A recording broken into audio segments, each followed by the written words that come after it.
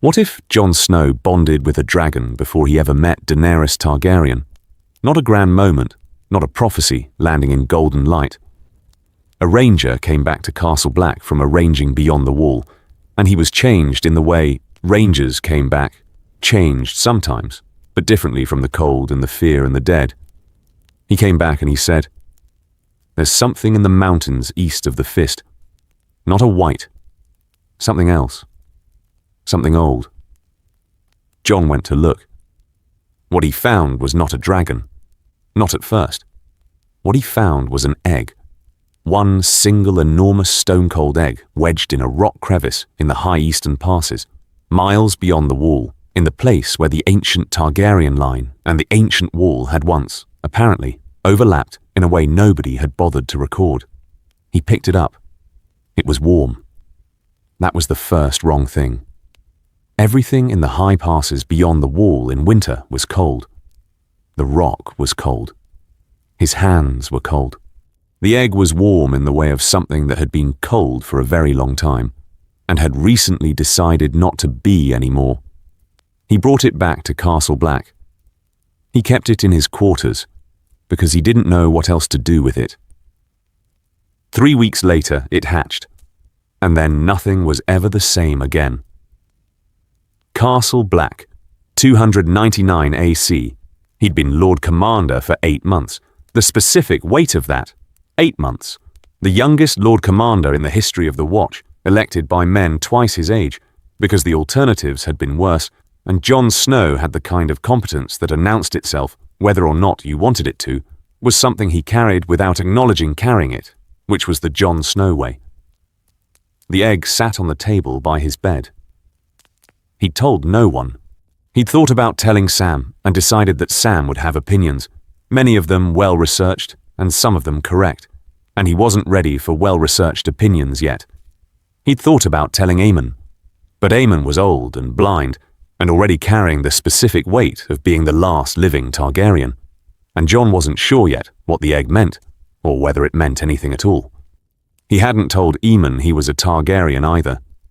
That was its own long conversation. He sat on the edge of his bed in the Lord Commander's quarters at Castle Black and looked at the egg, and the egg sat there being warm. It had been getting warmer, not gradually, in steps.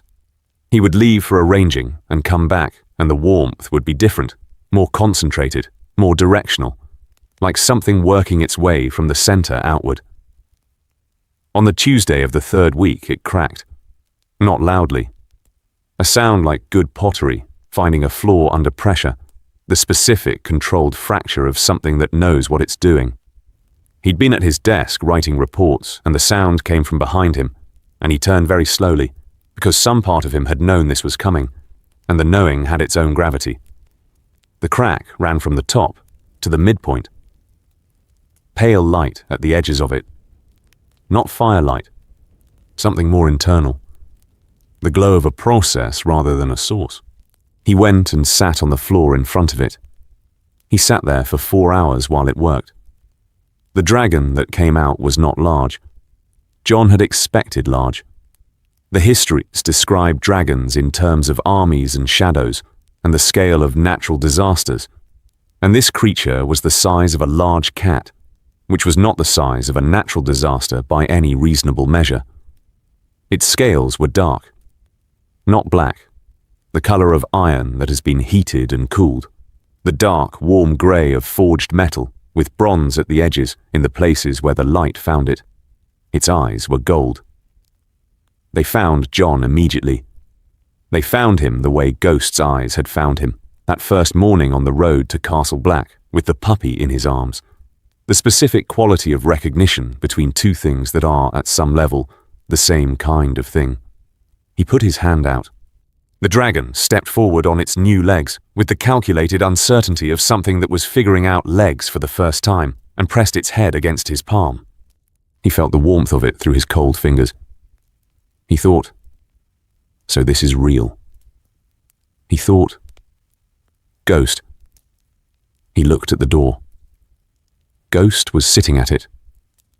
He had been sitting at it for 4 hours, apparently. The wolf looked at the dragon with the expression, if you called it, an expression, of an animal that had been waiting for something to arrive and was acknowledging its arrival. Jon sat on the floor of the Lord Commander's quarters with a dragon in his lap and a direwolf at the door and the Night's Watch sleeping on the other side of the wall. He said, to no one, right. He kept the dragon hidden for 2 weeks. This was harder than it sounds. The dragon was small enough to conceal, barely in the first days. But small was not the same as quiet. It made sounds, not loud, not the roar of the histories, a kind of low persistent resonance that was felt more than heard, a vibration in the chest that the men near his quarters kept attributing to the wind. 2 weeks was how long it took Jon to accept that he had to tell someone. He told Sam. Sam's response was silence for approximately 90 seconds, followed by, "That's a dragon."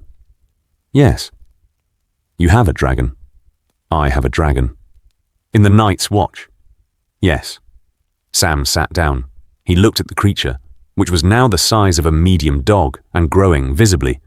"The Lord Commander of the Night's Watch has a dragon." "Yes." "Jon, I know. This is historically unprecedented. The Night's Watch and the Targaryens have had an association since, and you're—" He stopped. He looked at Jon. "You're Targaryen." Jon said nothing. Sam said, "You are. You have to be. Dragons don't bond to anyone else. The histories are clear on that." He looked at the dragon and then at Jon, and back again, with the rapid, focused assessment of someone whose scholarship was clicking into place around a new fact. "Jon, you're Targaryen." Jon said, "That is a conversation for another time." "When is another time?" "When I've figured out what this means." Sam looked at the dragon. He said, "What's its name?" Jon had been avoiding this. Naming was a commitment. Naming was, this is real, and it stays. But it had been 2 weeks, and it was real, and it was staying. He said, "Scaros." Sam said, That's High Valyrian. It means, I know what it means." Sam looked at him. Jon looked at the dragon. "Scaros, which meant the Iron One, which meant the one who came out of the dark forged, which meant the thing you find when you go to places most people don't go." It looked back at him with the gold eyes. "Right," Sam said eventually. "Right. The Lord Commander of the Night's Watch has a dragon named Iron, and we're all just going to keep this contained until I know what to do with it. Jon, there's a dragon in the Lord Commander's quarters. I know where the dragon is. You can't contain—" "Sam." He looked at his friend. "I need time. I need to think. I need to understand what this means before the rest of the world starts having opinions about it." Sam looked at him. He said, "How much time do you think you have?" Jon looked at Scaros, who had grown 2 inches in the past 2 weeks and showed no signs of stopping. He said, "Not much." Castle Black. The telling. 299 AC, he told Maester Aemon first. Aemon was 96 years old and blind, and he was the only other Targaryen in the world, which was a category that had expanded since Jon's hatching, but that Jon had been carrying alone since Bran confirmed it at Winterfell. He went to the Master's quarters at night, when the castle was at its quietest, and he told him. Aemon listened. When Jon finished, the old man was quiet for a long time. Then he said, "Bring it to me." Jon brought Scaros. The dragon was restless on the walk over. Unusual, it was generally calm around Jon, the two of them having developed the specific rhythm of creatures that had decided to trust each other. On the walk to Aemon's quarters, it moved differently. Alert. Jon set it on the table near where Aemon sat. The old man's hands, which were the careful hands of someone who has learned to read the world through touch, moved forward and found the dragon's head. Scaros held very still. Aemon's face changed. Not dramatically. The very old, when they feel something large, tend to feel it inward rather than outward. But something moved across his expression that Jon had not seen there before. He said, in High Valyrian, "Blood of my blood."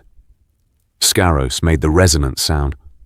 Jon stood in the doorway and watched a 96-year-old man who had spent his whole life renouncing his birthright, hold a dragon and be returned for a moment to something he had given up. He looked away. When Aemon spoke again, his voice was different, cleared of something. He said, "You know what you are." Jon said, "I know some of it." He said, "Lyanna's son." "Yes." "And Rhaegar's." He was quiet. "I knew your father. Not well. I was an old man in a cold castle by then. But I knew him. I knew what he believed." A pause. He believed the world would need someone. He spent his life arranging for that someone to exist. Jon said, "People keep telling me things about my father's beliefs. Nobody asks what I believe." Aemon turned toward his voice. The old eyes, which saw nothing and somehow still found you. "What do you believe?" Jon said. "I believe the dead are real. I believe what's beyond this wall is worse than what anyone south of it has been told. I believe..." He paused. "I believe the dragon appeared for a reason, and I'm not sure the reason is a prophecy." Aemon said, "What reason then?" Jon said, "The same reason weapons exist. Not because of destiny, because they're needed." The old man sat with this. He said, "You'll need to tell the Watch. I know. Not everything, but enough. I know. And you'll need to leave, eventually." Jon looked at him. Aemon said, "The Lord Commander of the Night's Watch cannot have a dragon and stay the Lord Commander of the Night's Watch. The Watch belongs to the realm. Dragons belong to the dynasty. Those are not the same category." Jon said, "The Watch is my life." Aemon said, "The Watch is the life you chose before you knew what you were." He turned back toward the dragon. "This changes the available options." Jon said, "I'm not going to march on King's Landing." Aemon said, "No one asked you to." He stroked the dragon's head. "Joffrey is on the throne, and the North is at war, and a Targaryen claimant with a dragon is a complication regardless of his intentions." He paused. "But the dead don't care about the succession. The dead don't care about the Lannisters or the Starks or who sits in what chair. The dead are coming, and whatever you are, your dragon is the specific thing that is most useful against them." Jon said, "Fire." Aemon said, "Fire, yes." Jon looked at Scaros, who was sitting beside Aemon with the gold eyes tracking something in the room that only it could see. He said, "The Watch won't let me leave." Aemon said, "The Watch is 600 men in 3-manned castles. You're the Lord Commander of the Night's Watch, and you have a dragon." He paused. "They'll let you leave. Castle Black, the Assembly, 299 AC. He called the Assembly in the yard. Not the Great Hall. The yard was visible to everyone in the castle, and visibility was part of what he needed.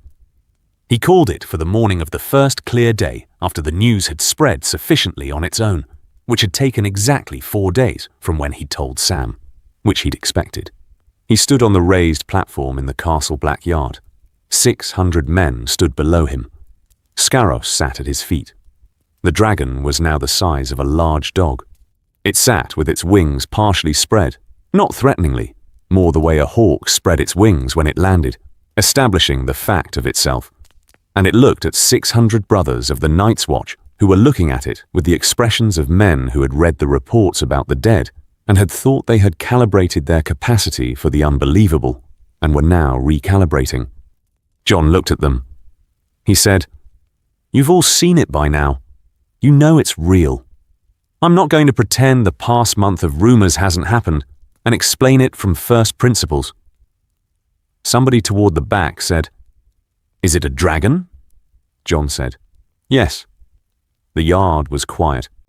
He said, I found an egg in the high passes east of the Fist. 3 weeks later, it hatched. What you're looking at is the result. He looked at them steadily. What it means for the Watch is what I called this assembly to discuss. A ranger named Alliser Thorne, who had hated Jon since training, and who had voted against his election, and who had been a thorn in his specific side for the past 8 months, said, It means the Lord Commander has been keeping secrets. It means we've had a dragon in our walls for a month without the assembly knowing about it. Jon said, Yes, that's a fair criticism. I needed time to understand what I had before I told you. I'm telling you now. He held Thorne's gaze.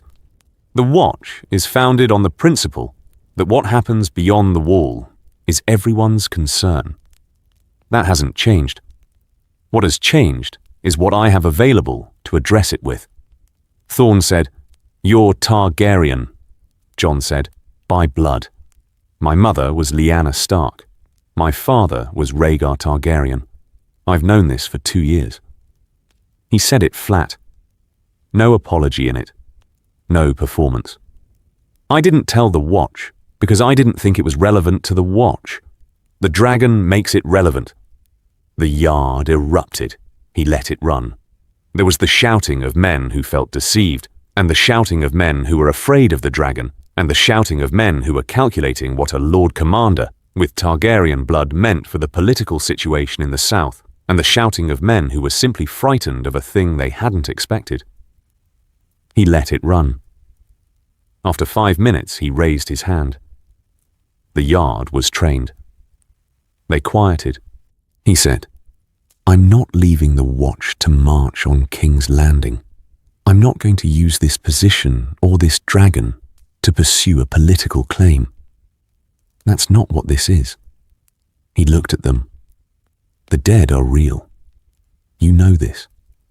You've seen them. The ranging reports have been building towards something for 30 years, and it's coming. He paused. Dragonfire is one of the 2 things that stops the Night King.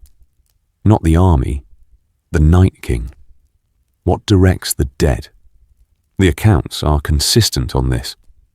He paused again. I didn't find this egg because of a prophecy. I found it because I went to a place most people didn't go. What I'm going to do with it is what the Watch has always done. Face what's coming with what we have. Silence. A young ranger named Ed Tollett, who had been following Jon since before the first battle at the Fist, and who had a particular gift for saying the thing that cut through the noise, said, So you're staying? Jon said, I'm staying as long as I'm the right person to stay.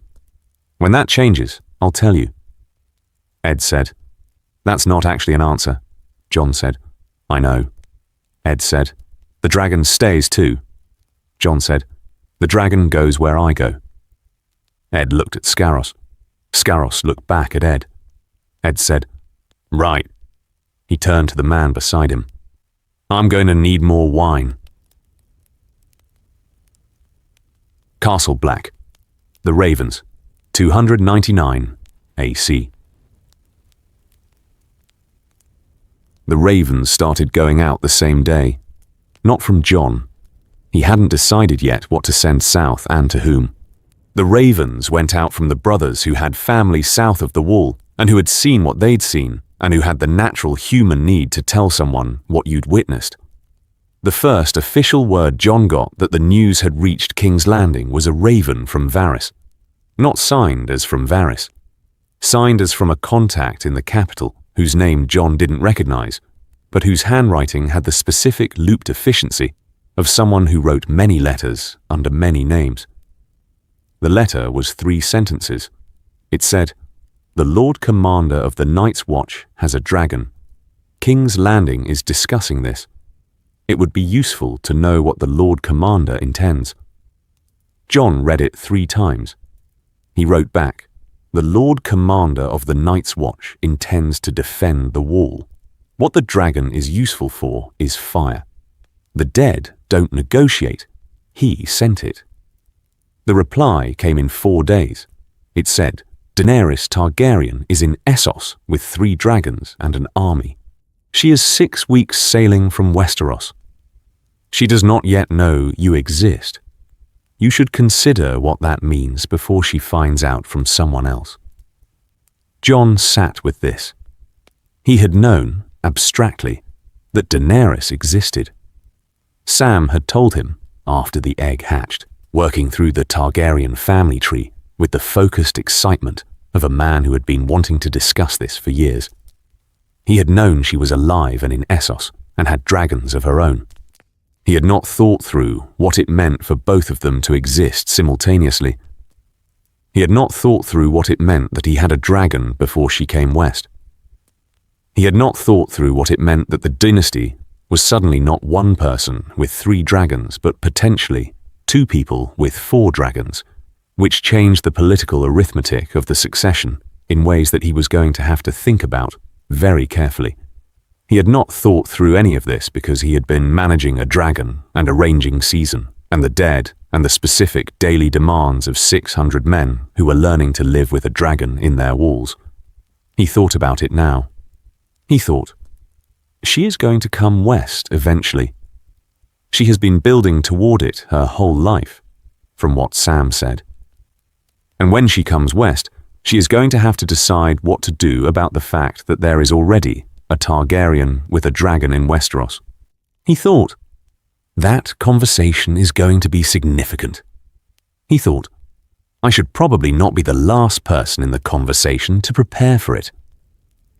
He wrote to Sam. He said, "Tell me everything you know about Daenerys Targaryen." Sam told him everything. Castle Black, Aemon, 299 AC.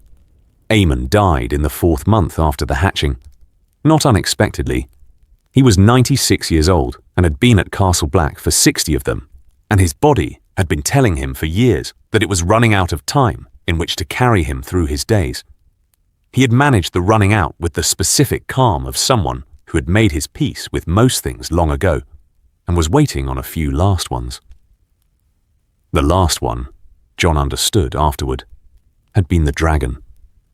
He had been waiting, in the way Aemon waited for things, to hold a dragon one more time before he died. He had given up the throne. He had given up the name. He had given up the dynasty and the world that the dynasty had built, and had become, instead, the thing that kept the records and trained the ravens, and was useful in the specific way of people who understand that use is a kind of love. He had held Scaros. He died 3 weeks after. Not peacefully, the Maester said. The end was difficult, as the end was for old people when the body stopped cooperating before the mind was willing. But not in pain. The Maester was precise about this, in the way Jon needed him to be precise. Jon sat with the body after the Maester left. Scaros came in. The dragon was still small enough to navigate the doorways of the old quarter of Castle Black, and he came in and he sat beside the bed, and he looked at the old man who had held him and said, "Blood of my blood," and had gone. Jon sat on the floor. He thought about Aemon Targaryen, who had been offered a throne and had turned it down, because he believed in a thing called the Night's Watch, and that thing needed someone to believe in it. He thought about 96 years of believing in a thing that the rest of the world was not particularly interested in, and continuing to believe in it anyway. He thought, that's what I've been doing. He thought, I learned it from the wrong teacher. He was a better example than I understood. He said, he knew you were real. He said it to Scaros. The dragon turned to look at him. Jon said, he held you and said, "Blood of my blood." He was saying, this is what we are. This is the actual physical truth of what we are. He paused. He'd given up everything except the watch. And then at the end, he got to hold a dragon again. He was quiet. He said, I'm going to try to be worth that. What he gave up. Scaros made the resonant sound. Jon sat with the body for a long time. When he came out, Sam was in the corridor. Sam said, I'm sorry. Jon said, He was ready, Sam said. That doesn't make it, Jon said. I know. He looked at the door. He held the watch together for 60 years. He trained Meisters and kept records and answered questions and maintained the thing that was supposed to be maintained when everyone else was looking south. He paused. I'm going to put that in the record, not just his service, what he actually did. Sam said, I can help with that. Jon said, I know you can. He started down the corridor. Come on, there's work. There was always work. He went to do it. The growing, 299 AC. Scaros grew. Not the explosive growth of the legends. Not the overnight doubling that made the old accounts feel like they had been exaggerating, which Jon had suspected they were until he started measuring. The growth was steady and relentless and consistent in the way of something that had been suppressed for a century and was making up for lost time. 3 months after hatching, the size of a horse. 6 months after hatching, larger. A year after hatching, the largest living thing at Castle Black by a significant margin, sleeping in the yard because he no longer fit in any room, and because sleeping in the yard had the advantage that he warmed the surrounding area in a way that the brothers found they didn't mind. The cold beyond the wall was getting worse. The cold within the wall was getting better. Nobody acknowledged the irony except Sam. Who was Sam? Jon flew for the first time in the 4th month. He didn't plan it. He was in the yard doing the thing he'd been doing every morning, standing near Scaros, maintaining the bond the way you maintained anything, through presence and attention and the specific effort of being fully where you were, when the dragon simply spread his wings, and Jon, without deciding to, put his hands on the base of the neck and found a position that was the position, the one the body had apparently been waiting to find, and Scaros took 3 steps, and they were in the air. He thought, ascending. This is what it's like to be wrong about everything you thought your life was. The wall from above was not the wall from below. From below it was the fact that defined the north, the vertical reality that said, here is the edge of the world. From above it was a line across a landscape that went on in every direction without apparent limit, and the line was in itself remarkable. 8,000 years of human intention made physical, visible from the sky as exactly what it was, which was the accumulated effort of people who believed the world required protecting. He flew along the wall to the east. He flew over the haunted forest. He looked north. The cold was visible from above in a way it wasn't from the ground. Not the ambient cold of winter, but the directional cold, the cold with a source. He could see where the source was. Not precisely, not a specific point, but a direction and a quality of the air that said, there, that way. That is where the thing is building. Scaros made the resonant sound. Jon thought, this is the reconnaissance no ranger could do. This is the view the watch has never had. He spent 3 hours in the air. He came back with more information about the threat north of the wall than 30 years of ground-based ranging had produced. He held a briefing that evening with the senior rangers and Eamon and Sam, and he laid out what he'd seen. He said, the cold front is 20 miles further south than the last report. It's moving faster. Ranger Dolorous Ed said, of course it is. Everything gets worse. Jon said, it's organized. The direction is consistent. This isn't weather. This is something with a trajectory. Another ranger said, the Night King. Jon said, yes. The room was quiet. He said, we have time. I don't know how much. Months, maybe less than a year. He looked at them. The response we can mount from Castle Black with 600 men is not the response this requires. The response this requires is the realm. All of it. He paused. Which means we need someone who can get the realm moving, Sam said carefully. Someone, Jon said. We need to reach Daenerys Targaryen. Dragonstone. The letter. 300 AC. He wrote the letter himself. Not through Varys, through the chain of contacts that Aemon had maintained over 96 years, of being a maester who paid attention to where things were. One of those contacts knew a man in Old Town who knew a captain who ran a route to Braavos and who, for the right payment, would carry a letter further than Braavos. The letter said, "Your Grace, my name is Jon Snow. I am the Lord Commander of the Night's Watch. I am also, by blood, Aegon Targaryen, the son of Rhaegar Targaryen and Lyanna Stark, born at the Tower of Joy in Dawn. I have known this for 3 years. I have chosen to keep the name I was given and the life I chose, and the post I hold. 7 months ago, I found a dragon egg in the mountains east of the Fist of the First Men, beyond the wall. 6 months ago, it hatched. The dragon is alive and growing and bonded to me in the way the histories describe. His name is Scaros. I am not writing to you about the succession. I am writing to you about the dead. The Night King is real. The army of the dead is real. The cold that is moving south is not weather. It is organized. It has a direction. It will reach the wall within the year. Dragonfire is one of the 2 things the accounts say can stop the Night King himself. I have 1 dragon and you have 3, and neither of us alone is adequate to what is coming. I am asking for a meeting.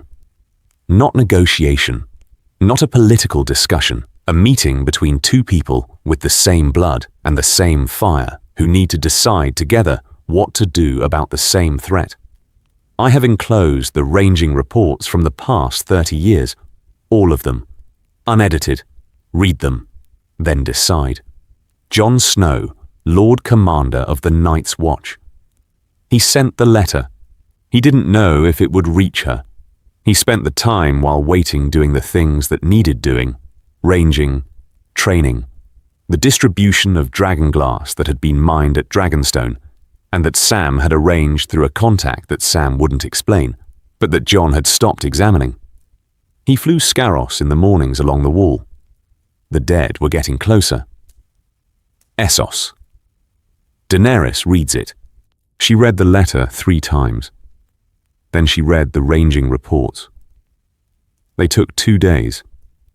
She read them with the attention she brought to things that required deciding, which was the same attention she brought to everything but more concentrated, the specific quality of sitting very still, with information, and following it wherever it led, without managing where she wanted it to go. She put the last report down. She sat for a while. Tyrion, who had been watching her from the corner of the room with the expression of a man who was waiting to hear what he already suspected, said, "Well," she said, "the Night King is real."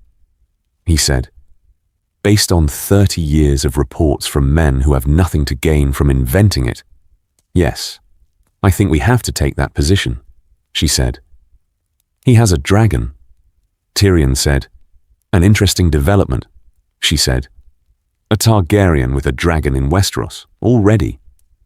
He said, "You're not the last Targaryen, which is either very good or very complicated depending on how you look at it."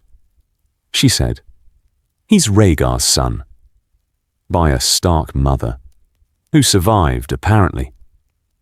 Which is, the histories say otherwise. The histories are wrong. He poured wine, or were written by people who didn't know what happened in a tower in Dawn. She said, "He could be lying." Tyrion said, "He could be. A dragon bonded to him suggests otherwise. The histories are very clear that the bond doesn't work with fraud." She said, "He says he doesn't want the throne." Tyrion said, "People say many things." She looked at him. He said, "I'm not saying he's lying. I'm saying that what he says he wants and what the situation produces may be different things regardless of his intentions." He held her gaze. "He has a dragon. He has a Targaryen blood claim that supersedes yours by birth order. He has been at the wall keeping the realm safe while you've been in Essos building an army." He paused. "If he wanted to use that, he could. she said. He's asking for a meeting. Yes. Not demanding. Asking. Also, yes. Tyrion looked at his cup. The ranging reports are real. I've had people in King's Landing who've known about the watch reports for years and have been managing the information rather than acting on it. Everything in what he sent matches what I've seen suppressed. He paused. The dead are real, and they're coming south, and he has a point that neither of you alone is adequate. She was quiet.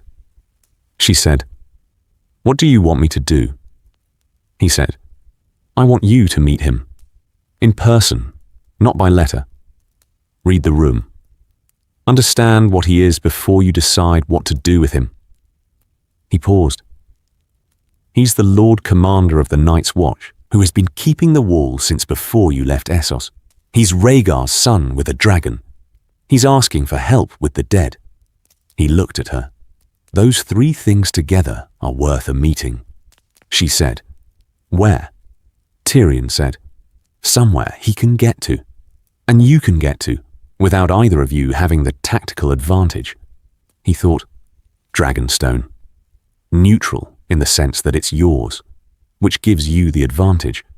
But he's the one crossing the sea, which gives him the vulnerability. He paused. "Or he can offer a location." She said, "I'll write back." She wrote back. She said, "Lord Commander, I've read the reports. I'll meet you at Dragonstone. You have 4 weeks.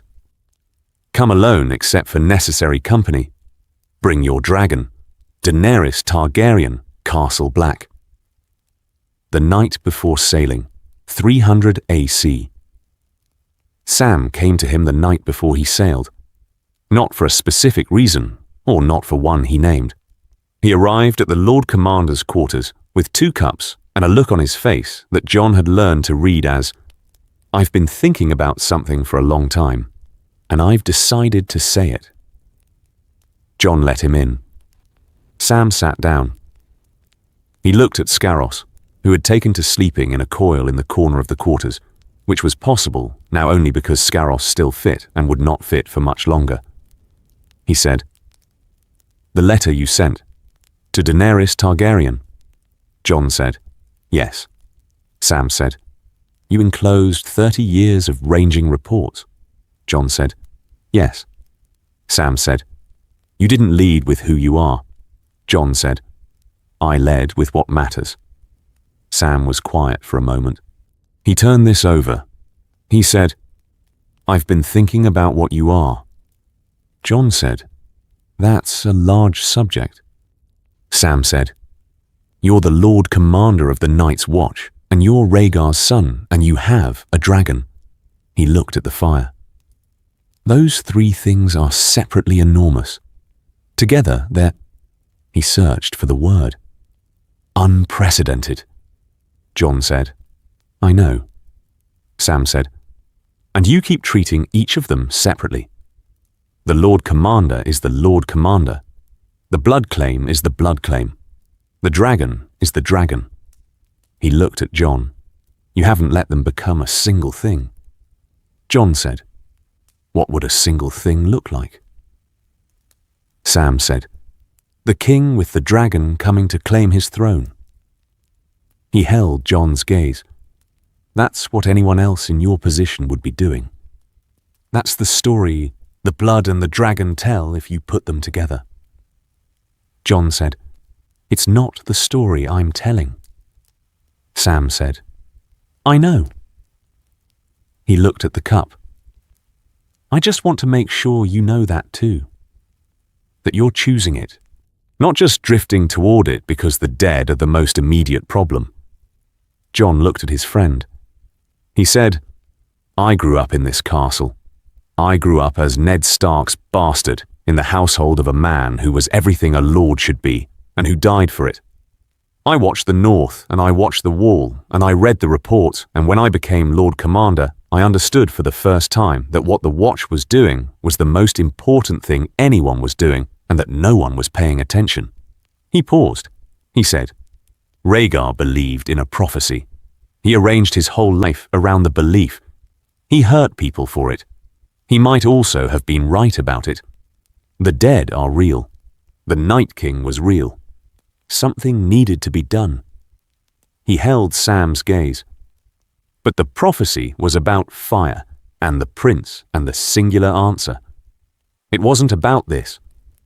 He gestured at the castle around them. It wasn't about 600 men in 3-man castles doing the specific, unglamorous work of keeping the world safe from something the world didn't believe in. Sam said, "The Watch." Jon said, "The Watch." "Yes." He looked at the fire. "What I am is the person who belongs to the Watch. The blood and the dragon are in service of that. Not the other way around." Sam was quiet for a long time.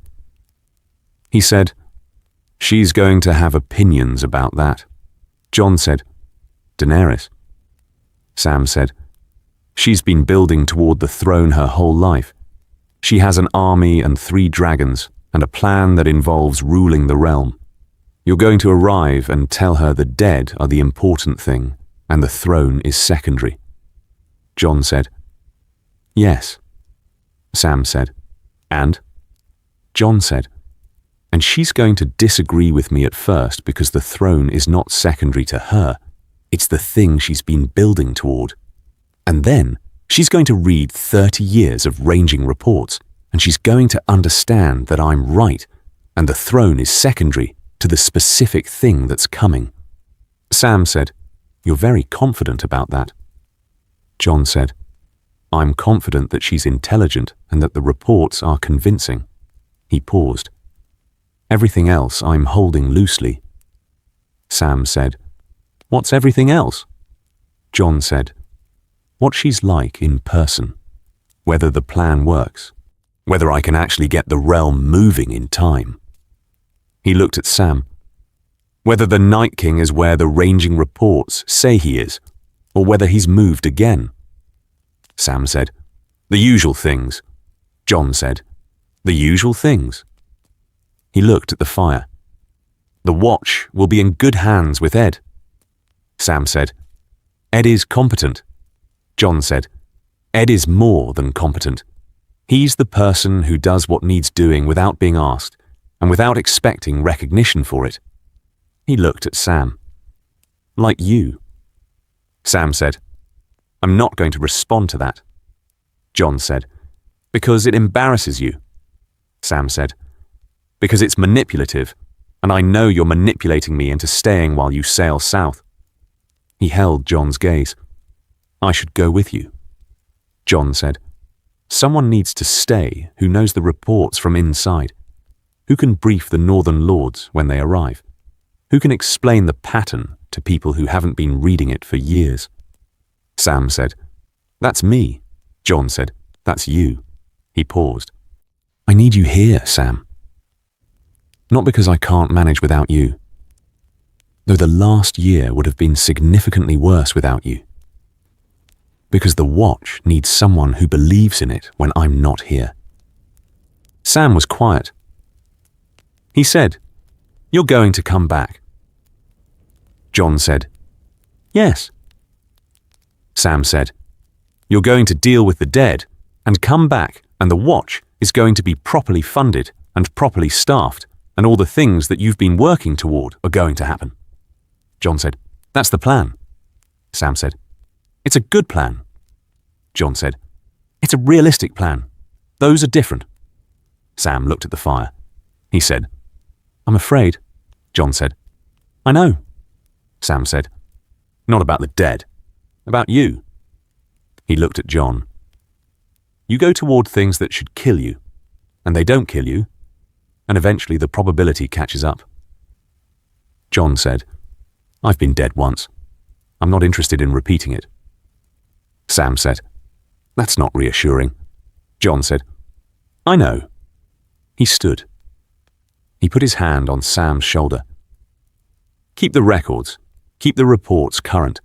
Keep Ed informed of everything and make sure he reads every ranging dispatch before he acts on anything." Sam said, "I know." Jon said, "And write to me. Tell me what you see from here. I'll be making decisions about the ranging patterns from a long way away, and I need your eyes." Sam said, "I'll write." Jon said, "Good." He went to the door. "Get some sleep. The morning comes early, and the Northern Lords start arriving in 2 days." Sam said, "Jon." Jon stopped. Sam said, "He'd be proud. Ned. He spent 15 years carrying the secret, and the specific thing he was carrying it for is going to go stop the Night King." He paused. "He'd have been proud." Jon held the door. He said, "I know." He went. The crossing. Jon at sea. 300 AC.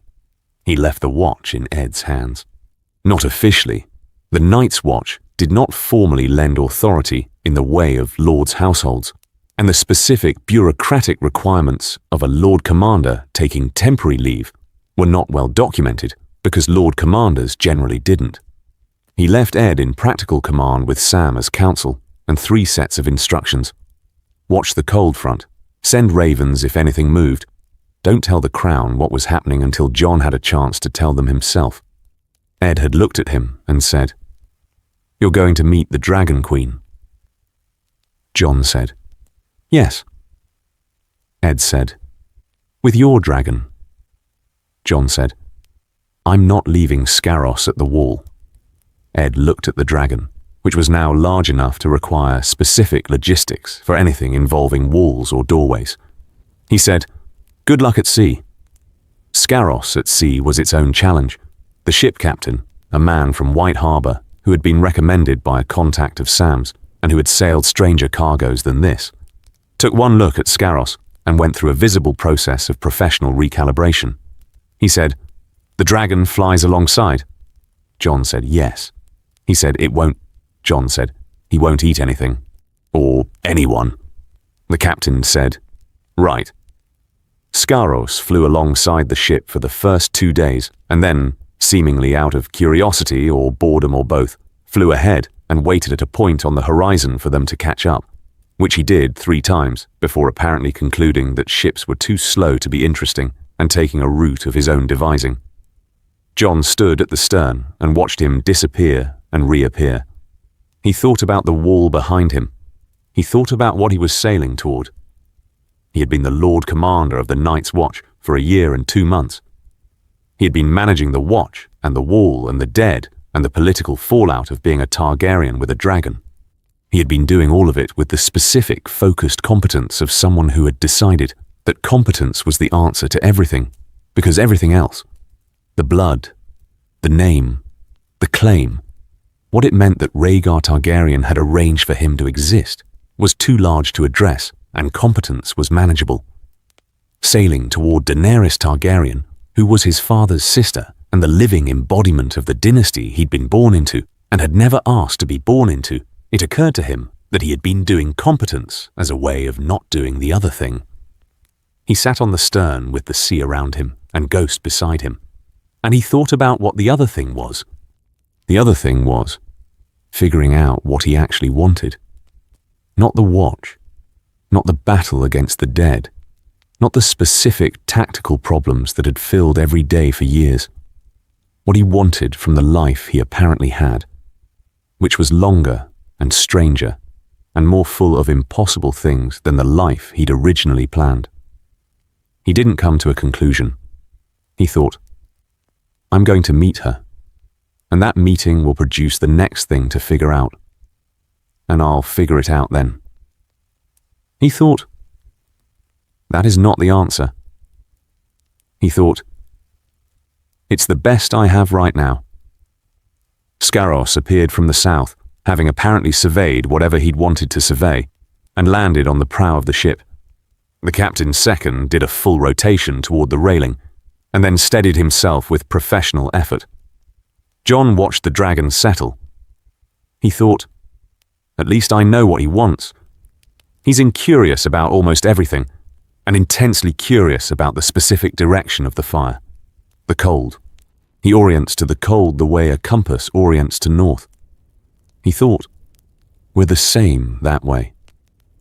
Dragonstone. The arrival. He had been to Dragonstone in his reading only, which meant he had the facts and not the experience.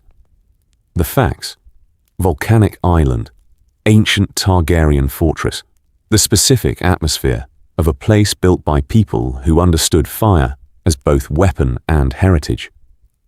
The castle was not designed to make visitors comfortable. It was designed to make them understand where they were. The experience: sailing toward it in early morning with the volcanic rock rising dark against the lighter sky, and Scaros circling overhead, and the specific quality of the air, which was different from the air anywhere else he'd been, warmer and sharper, like the island itself breathed differently. He arrived at the harbour. He expected a delegation, a steward, perhaps, or one of her advisors. He got 3 dragons. 2 of them were airborne, the enormous dark one and a second, green and bronze, circling the harbour at height. The third sat at the dock's end. He didn't know at first that the woman on the dock was Daenerys Targaryen. She was dressed plainly, and she was standing at the dock's edge, with her arms at her sides, and she was watching him come in with the full attention of someone who is doing nothing except watching. Then he saw the silver hair and the violet eyes that the histories always mentioned, and that he'd thought were probably exaggerated, and were not. She watched him dock. He stepped onto the dock. She looked at him. He looked at her. He had thought about this moment on the ship, in the way you thought about things you couldn't fully prepare for and were trying to prepare for anyway. He had thought about what she would say, and what he would say, and what the first impression would be, and how to manage the specific, complicated political weight of 2 Targaryens standing in front of each other for the first time. She said, "You're shorter than I thought." He said, "I get that." She said, "The dragons are the same size." He turned. Scaros had come around the harbour headland and was landing on the castle's upper battlements, and she was right. Scaros and the green and bronze one above were approximately the same scale. He said, "He's been growing since I found him." She said, "How long ago?" He said, 10 months. She looked up at Scaros, something moving across her expression that he couldn't yet read. Not quite the Queen's face. Not quite the full emotion behind it. Something in between. She said, "Come inside." He came inside. Dragonstone. The first day. They didn't have the political conversation first. He'd expected the political conversation first. The succession, the claims, the specific landscape of what 2 Targaryens in the same room meant for the realm. He'd been preparing for it. She apparently had different ideas about ordering. She took him to the dragons, not to meet them in any formal sense. She walked him to the shore below the castle where Drogon had landed on the black sand, and she stood beside the enormous dark dragon with the easy familiarity of someone who had been here 1,000 times, and she looked at Jon. She said, "What do you feel?" He said, "What do you mean?" She said, "When you're near them, my dragons, what do you feel?" He stood on the black sand and paid attention to what he actually felt rather than what he thought he should feel. He said, "Recognition?" She said, "Yes." He said, "Like..." He looked for the words. Like Ghost. When Ghost first came. Not, "This is a wolf I am responsible for." More like, "This is something that is the same order of thing as I am." She looked at him. She said, "You've thought about this?" He said, "I had 10 months of not knowing what I had to think about it." She walked to Drogon and put her hand on the dragon's neck. "Drogon, this is..." She paused. "What do I call you?" He said, "Jon is fine." She looked at him. He said, "I know the other name. I'm not using it." She turned back to Drogon.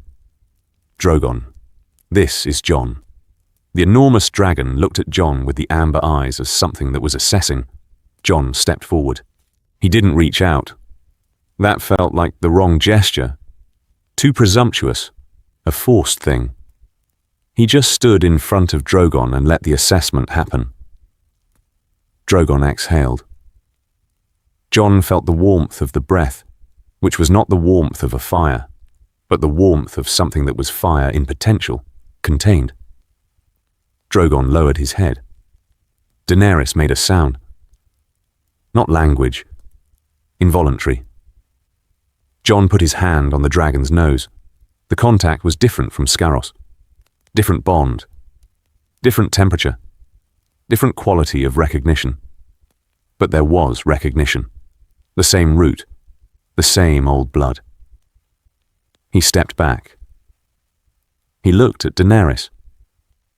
She was looking at him with an expression he'd spent the whole sail trying to prepare for and had not prepared for, which was not political or strategic or guarded. She was looking at him with the expression of someone who has been something specific their entire life.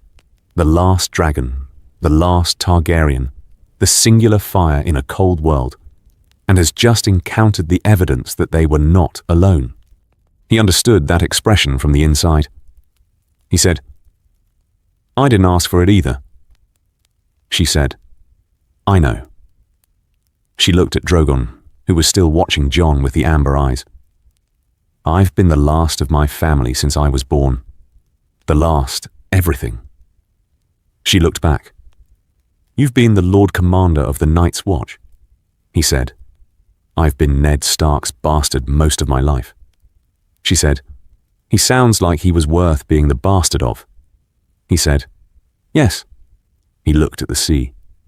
"He died for the secret, for what I am. I never got to thank him." She was quiet. She said, "My brother Rhaegar died at the Trident. He believed in a prophecy. He believed the world would need someone. He made choices based on that belief that cost everyone around him." She held his gaze. "You're the person the choices produced," he said. "I know," she said. "Are you the person the prophecy meant?" He said, "I don't believe in prophecies." She said, "Neither did I." She looked up at Drogon.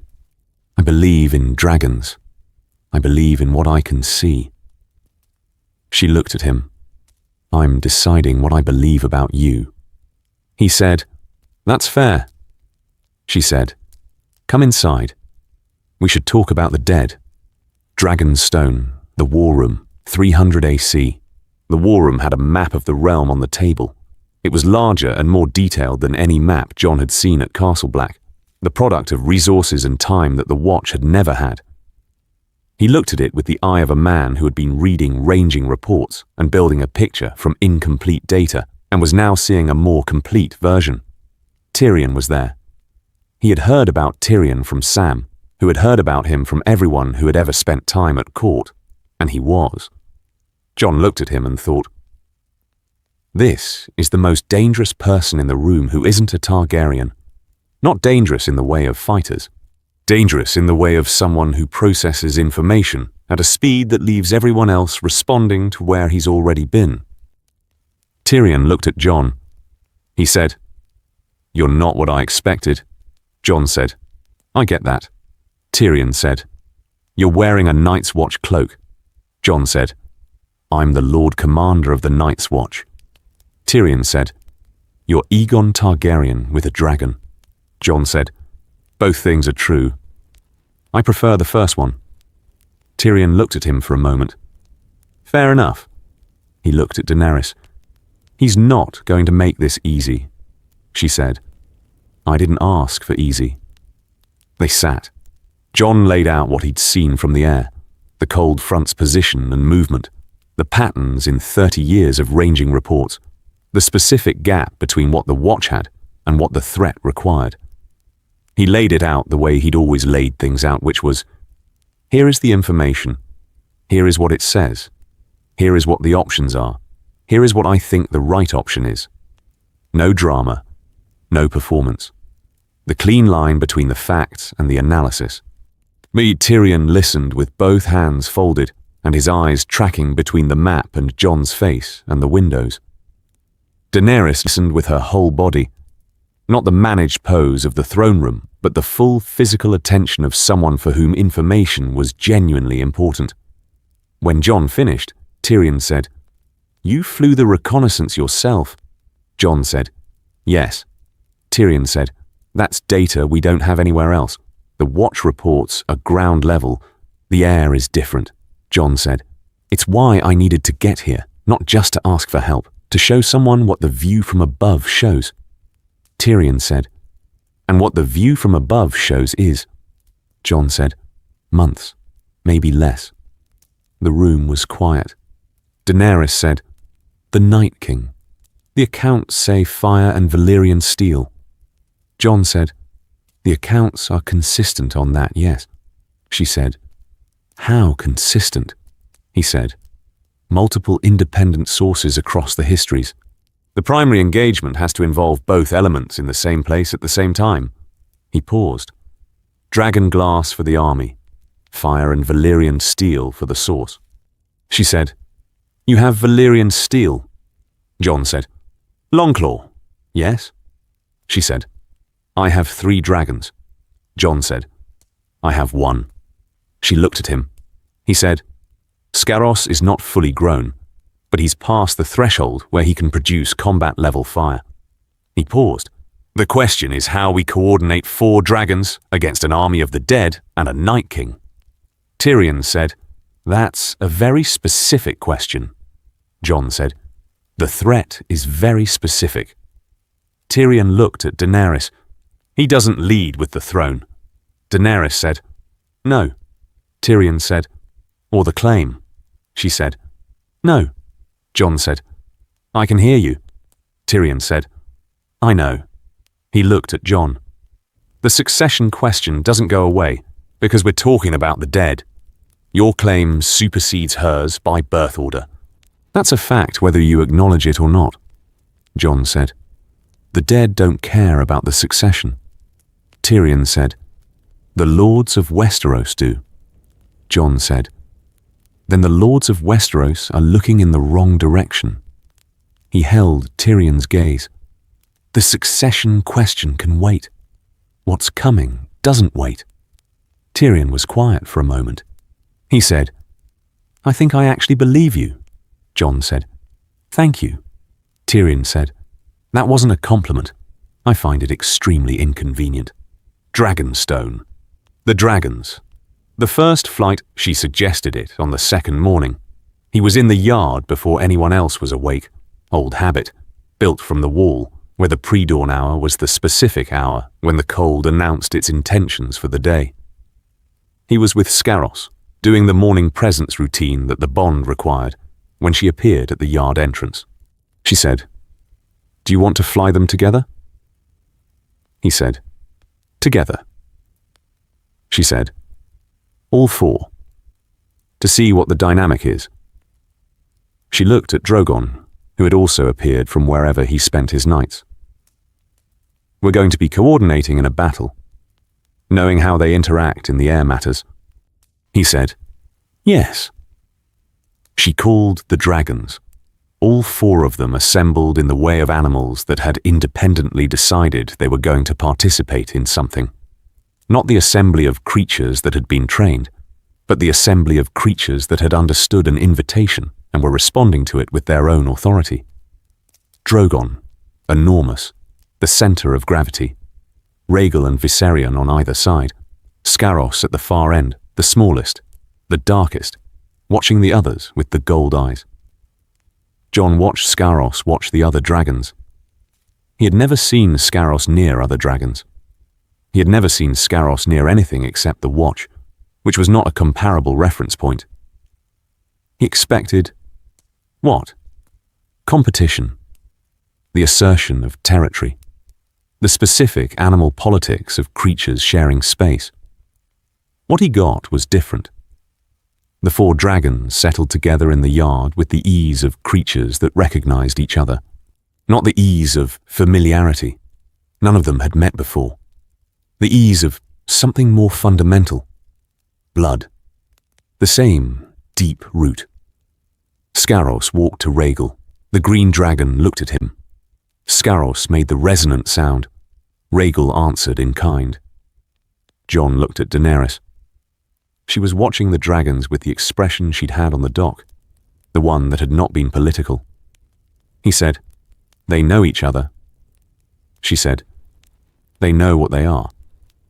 The same thing. She watched them.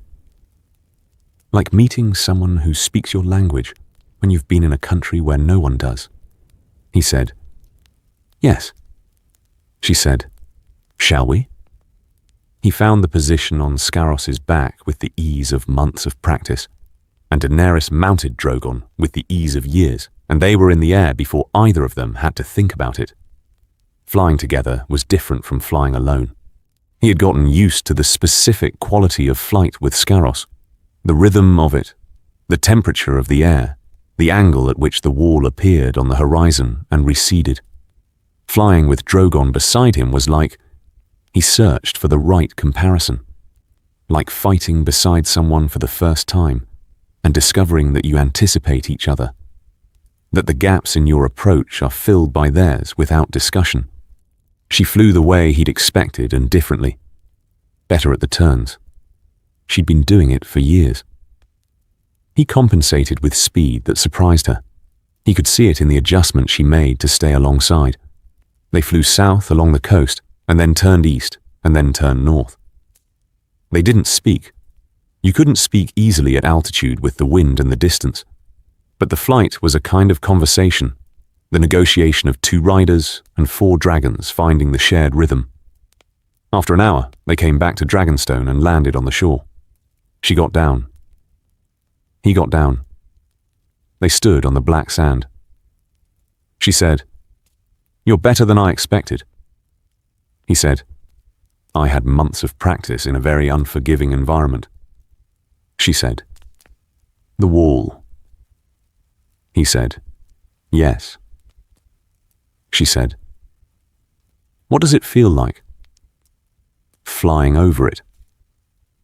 He said, "Like looking at a decision someone made 8,000 years ago. Someone decided the world needed protecting, and they built the largest structure in the known world to protect it." He paused. "It's humbling," she said. "People built it." He said, "Yes." She said, "Not dragons." He said, "People and dragons, the accounts say. Together." She looked at Drogon. She said, "We're going to need more than 4 dragons." He said, "We're going to need the realm." She said, "The realm that's currently at war with itself." He said, "Yes." She said, "Joffrey is on the throne." He said, "Joffrey is on the throne and the Lannisters are fighting the Starks, and the North is burning and the Night King is 20 miles further south than he was 6 months ago." He held her gaze. "We have to stop the war first, or we have to make the war irrelevant." She said, "How?" He said, "Show them what's coming." She looked at him. He said, "The white." He had brought one, in a box from Castle Black. "Show them the dead, the same way I showed you the reports. Not description, proof," she said. "And then," he said, "then the people who matter start making different calculations."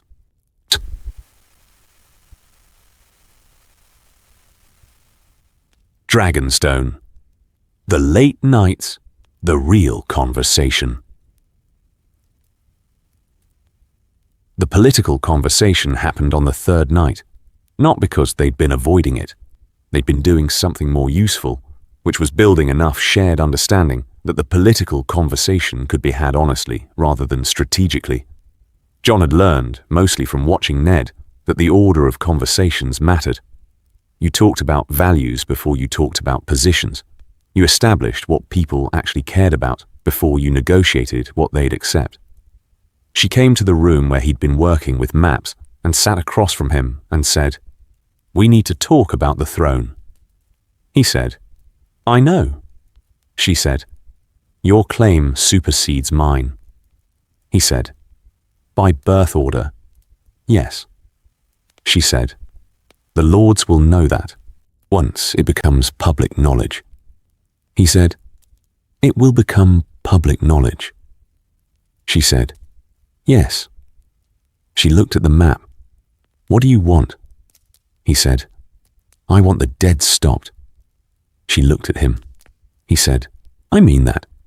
I've been spending every morning looking at the cold front moving south, and every night reading about what happens when the wall falls and everything else. The throne, the succession, what happens to Joffrey and Cersei and the Lannisters. All of it is less important than the specific thing that is coming north of that wall, she said. And after, when the dead are stopped, he said. If the dead are stopped, she said. When? He looked at her. She said, We have 4 dragons. We have Valyrian steel. We have the reports and the preparation that 30 years of ranging produced. We are going to stop the dead. She said it with the flat certainty of a woman who had decided something was going to happen and was not entertaining alternatives. When they are stopped. What do you want? He was quiet for a moment. He said, I want the North to be safe.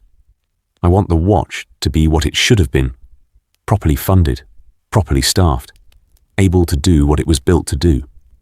He paused. I want Winterfell. Whatever that means.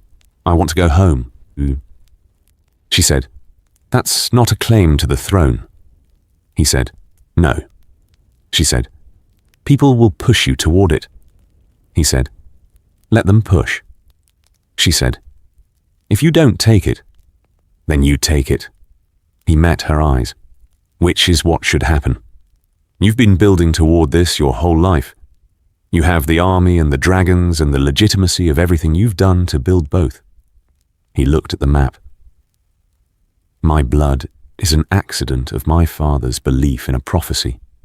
Your claim is the product of 15 years of deliberate work. He paused. Those aren't equivalent. She was very quiet. She said, You genuinely believe that? He said, Yes. She said, You're the most unusual person I've ever met. He said, I've been told I'm not what people expect. She said, That's not. She stopped.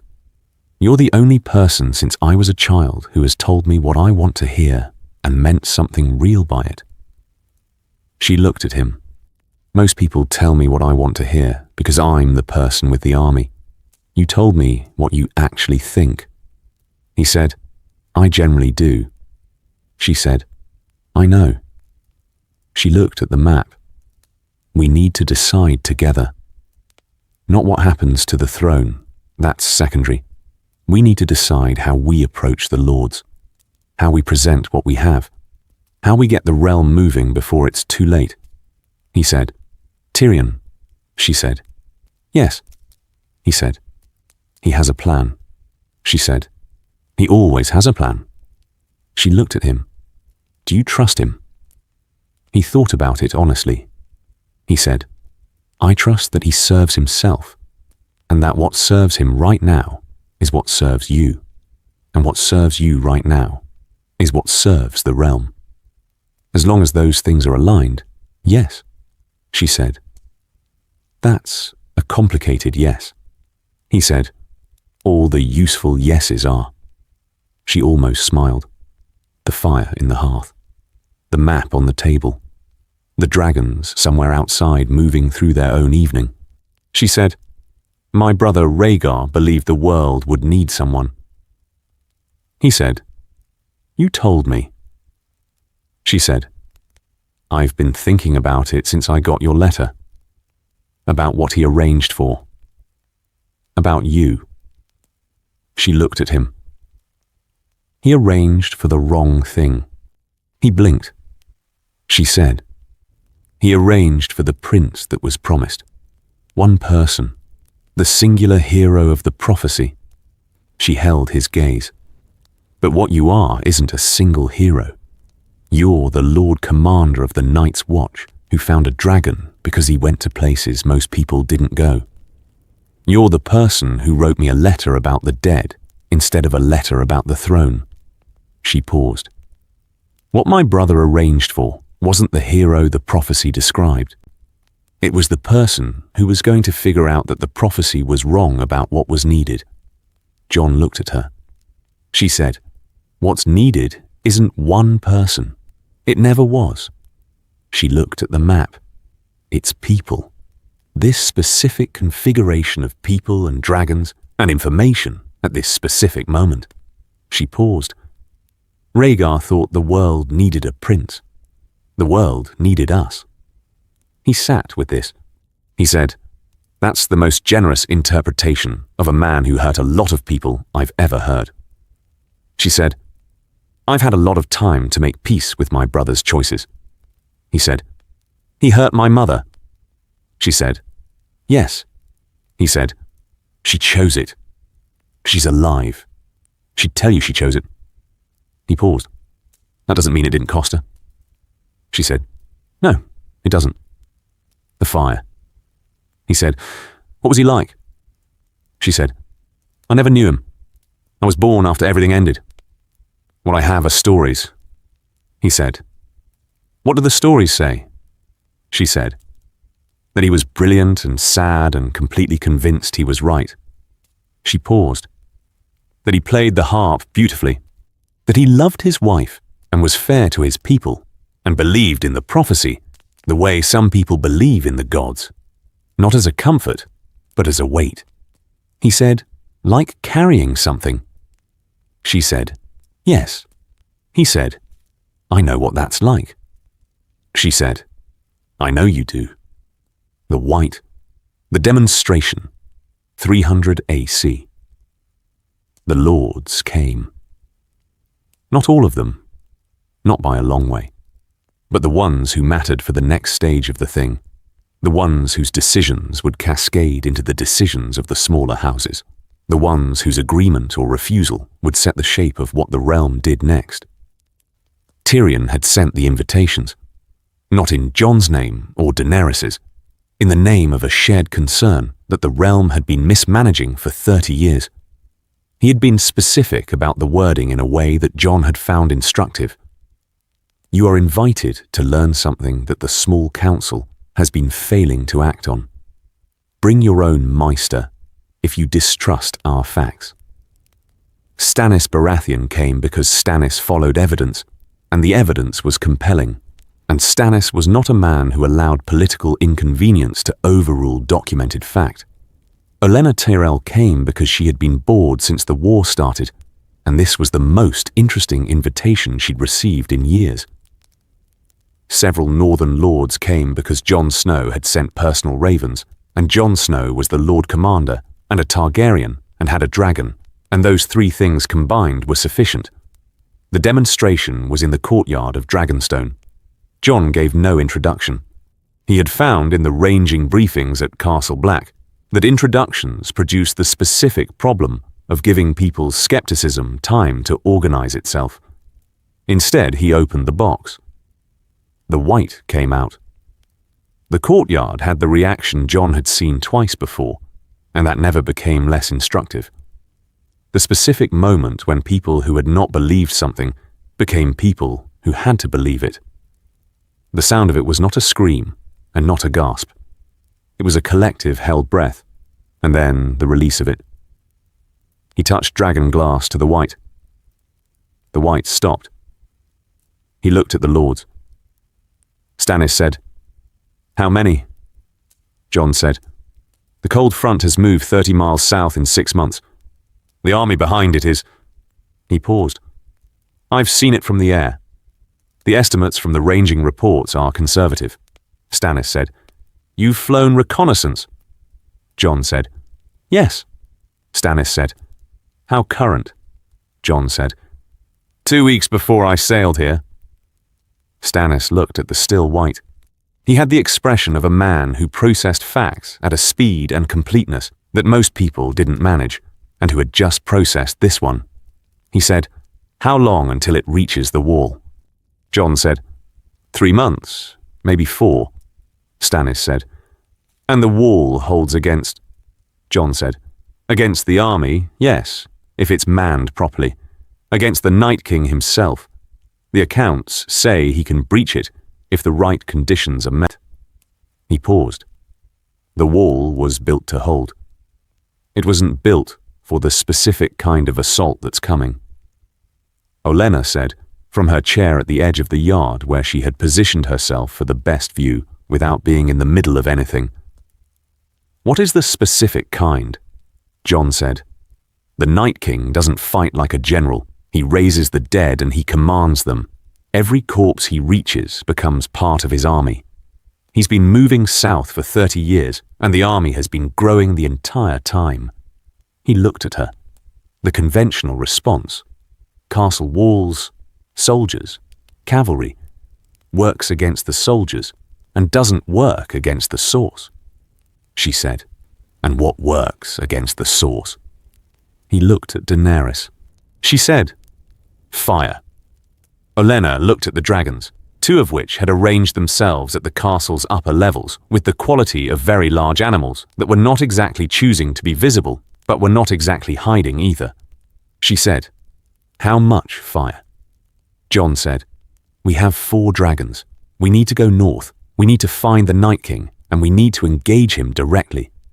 He looked at the assembled lords. What we also need is for the rest of you to not be fighting each other while we do. A beat. He said, the war in the south, the Lannisters and the Starks, and whatever Joffrey decides to do about any of this, none of it matters if the wall falls. All of it becomes moot.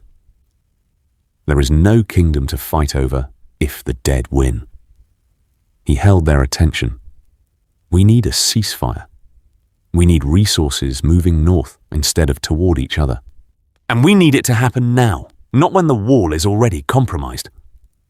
Stannis said, you're asking us to trust a Targaryen queen and the Lord Commander of the Night's Watch.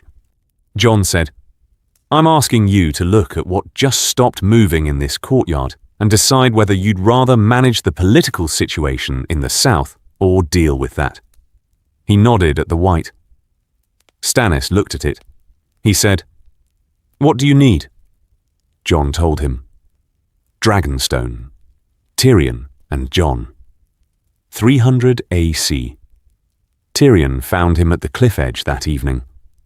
Not the inhabited edge of Dragonstone, where the castle's walls faced the harbour.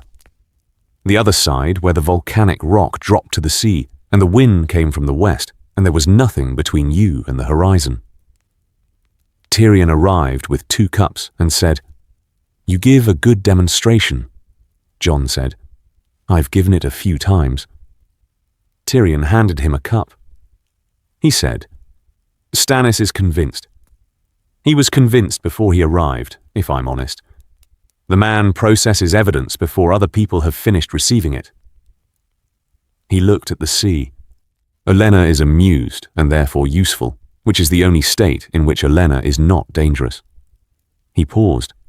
The northern lords are loyal in the way northern lords are loyal, which is because they believe in something, and you've given them something to believe in. Jon said, I've given them facts. Tyrion said, the fact of the Lord Commander of the Night's Watch standing in a courtyard with a dragon at his back and a dead thing at his feet is not just a fact. It is a fact with considerable persuasive weight. He drank. Don't undersell what you did today. Jon said, I'm not selling anything. Tyrion said, I know. That's why it worked. He was quiet for a moment. He said, you 2 are going to need to figure out the succession. Jon said, the dead. The dead are coming, and the succession still needs figuring out. Tyrion said it patiently. Not because the lords care more about thrones than survival. Today demonstrated that they don't, at least not the ones you want, but because after, when this is done, the question of who governs the realm is going to require an answer, and the answer should be decided before someone else decides it for you. Jon said, she should govern it. Tyrion said, I believe you believe that. Jon said, and? Tyrion said, and the lords of Westeros have just learned that there is a Targaryen king with a dragon who is also the Lord Commander of the Night's Watch, and who stood up in a courtyard and gave them the clearest presentation of the actual threat they've received in 30 years. He looked at Jon. They're going to have opinions about what happens after. Jon said, I don't want the throne. Tyrion said, You keep saying that. Jon said, Because it keeps being true. Tyrion said, What do you want? Jon thought about the conversation with Daenerys on the third night, about what he'd said then. He said, Winterfell, the North, the Watch properly maintained. He paused. A world where the people who should be governing it are governing it, and I don't have to manage anything except what I'm actually good at managing. Tyrion said, What are you good at managing? Jon said, The cold and the things that live in it. Tyrion looked at him. He said, That is either the most self-aware thing I've ever heard or the most limiting thing, and I can't determine which. Jon said, Why not both? Tyrion stared at him. He said, You and she are going to get along remarkably well. It's going to be deeply inconvenient for anyone who was hoping to play you against each other. Jon said, Good. Tyrion said, Yes. Also, yes. He drank. The Cersei problem, Jon said. What about Cersei? Tyrion said. She's at Casterly Rock with Joffrey and the Lannister Gold and a war she's been running for a year. She's not going to stop because a white stopped moving in a courtyard she wasn't in. He paused. She needs a specific reason to stop. The right kind of specific reason. Jon said, What's the right kind? Tyrion said, Her children. He said it with the flat tone of someone reporting a fact they'd spent time being sad about and had finished being sad about. Cersei will do anything for her children. If she understands that Joffrey's future looks very different in a world where the dead have not destroyed the realm. He paused. The calculation changes. Jon said, You're going to go to her? Tyrion said, I was planning on it anyway. She's my sister. He drank. Someone has to talk to her, and I'm the only person on this island she might listen to. Jon said, And Jaime? Tyrion said, Jaime is easier. Jaime has been waiting for a reason to do the right thing for 15 years. He just needs to be shown what the right thing is. Jon said, Go. Tyrion said, I'll go. He looked at the sea. While I'm gone, you and she should work out the coordination, the tactical plan, who flies, where and when. He paused. The dragons need to know each other better than they do. 4 dragons acting without coordination is less useful than 2 acting together. Jon said, I know. Tyrion said, She'll have ideas. Jon said, She always has ideas. Tyrion said, How do you know that? You've known her 3 days. Jon said, She reads the same way I do, like she's building something rather than filling something in. Tyrion looked at him. He said, Lord Commander? Jon said, Yes. He said, Try not to get killed before we deal with the dead. I've been waiting for someone worth planning with for most of my adult life, and I'd rather not have to start over. Jon said, I'll try. Tyrion left. Jon stood at the cliff edge in the dark and looked at the sea. Scaros appeared from the north, coming back from wherever he'd spent the evening. He landed on the cliff behind Jon with the settled weight of an animal returning home. Jon put his hand on the dragon's flank, the warmth of him in the cold air.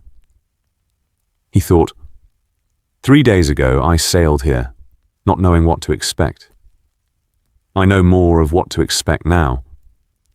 I also know that what I expect is probably going to be wrong, because the thing I'm moving toward doesn't have a form I can recognize yet. He thought, I've been here before. At the edge of something large without the ability to see the whole of it. He thought, you do the next thing. You do the thing in front of you and you do it as well as you can. and you trust that doing it well enough gets you to the thing after. He looked north. The wall was too far to see, but the cold was there, always there. The specific quality of air that knew what was coming. He went inside. Dragonstone, the weeks, the preparation. Tyrion went south. Stannis went north to organize the Baratheon forces toward the wall rather than toward the Lannister conflict. The Northern Lords went home to muster. Jon and Daenerys stayed at Dragonstone, and they worked. The tactical planning first, because it was urgent and because they were both built for it. The specific pleasure of two people who process information the same way finding a shared problem to process. They were on the maps for 8 hours the first day, and then they flew the scenario they'd built and revised the maps based on what the flying showed and went back to the maps for another 4. Missandei sat in the corner, taking notes with the patient efficiency of someone who had been doing this for a long time and had learned to be invisible in rooms where important things were being decided. Jorah Mormont stood at the door with the expression of a man watching something he'd been watching for a long time take a new shape. Jon noticed Jorah watching on the second day and said, when Daenerys was out of the room, "You've been with her a long time." Jorah said, "Since Essos." Jon said, "You know her well." Jorah said, "Well enough." Jon said, "What am I missing?" Jorah looked at him. Jon said, "About her. What she needs that she doesn't say she needs." Jorah was quiet for a moment. He said, "She's been the only one for a long time. The only Targaryen. The only dragon rider. The person who carries the entire weight of it alone." He paused. "She won't say that. She's built the carrying into how she holds herself." He looked at the door. "What she needs is what you're already doing without being asked." Jon said, "What am I doing?" Jorah said, "Treating it like a shared problem.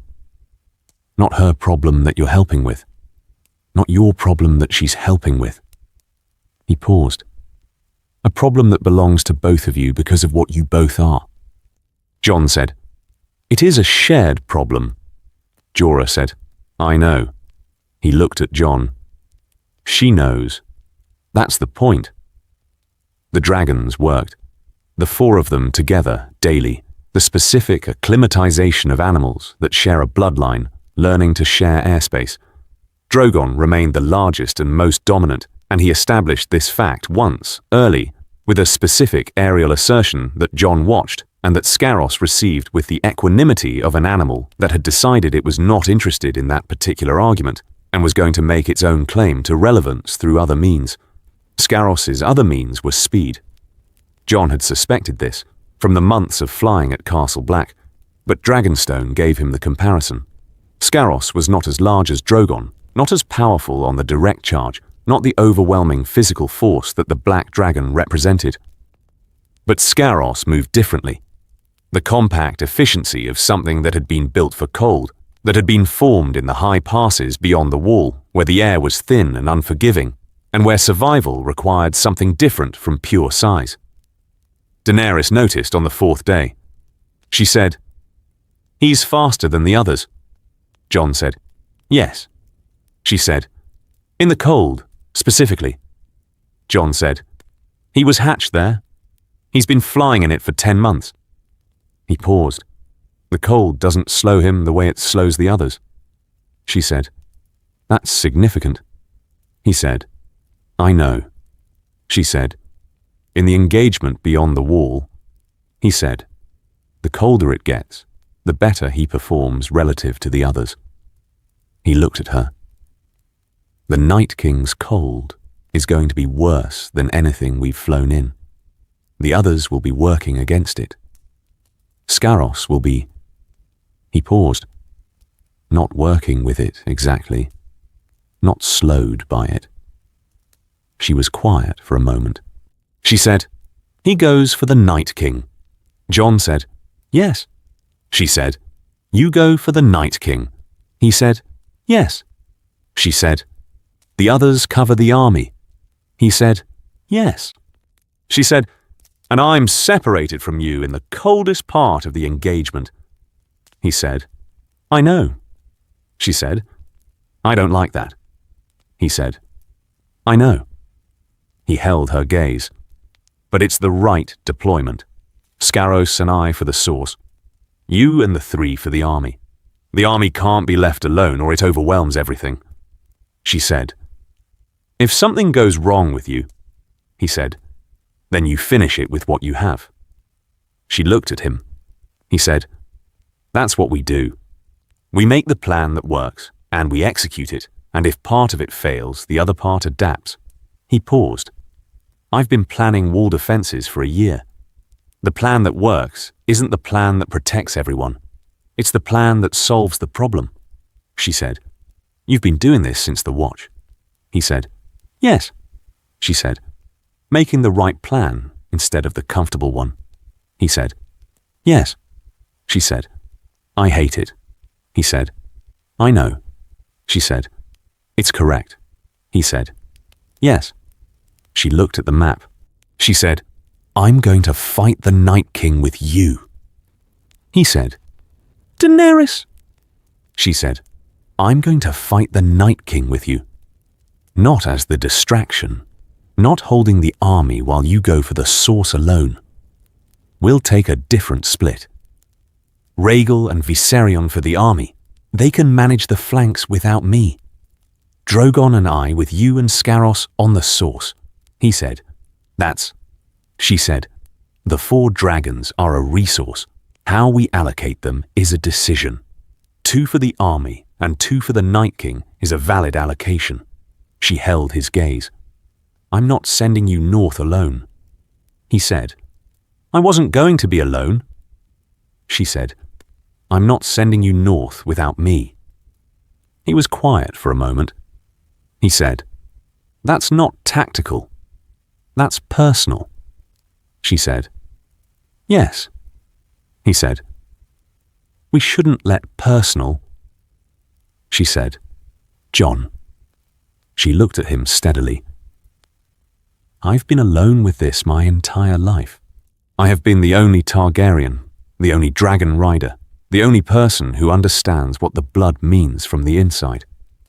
And then, you appeared, and you are. You are the only other person who understands what the blood means from the inside. She paused.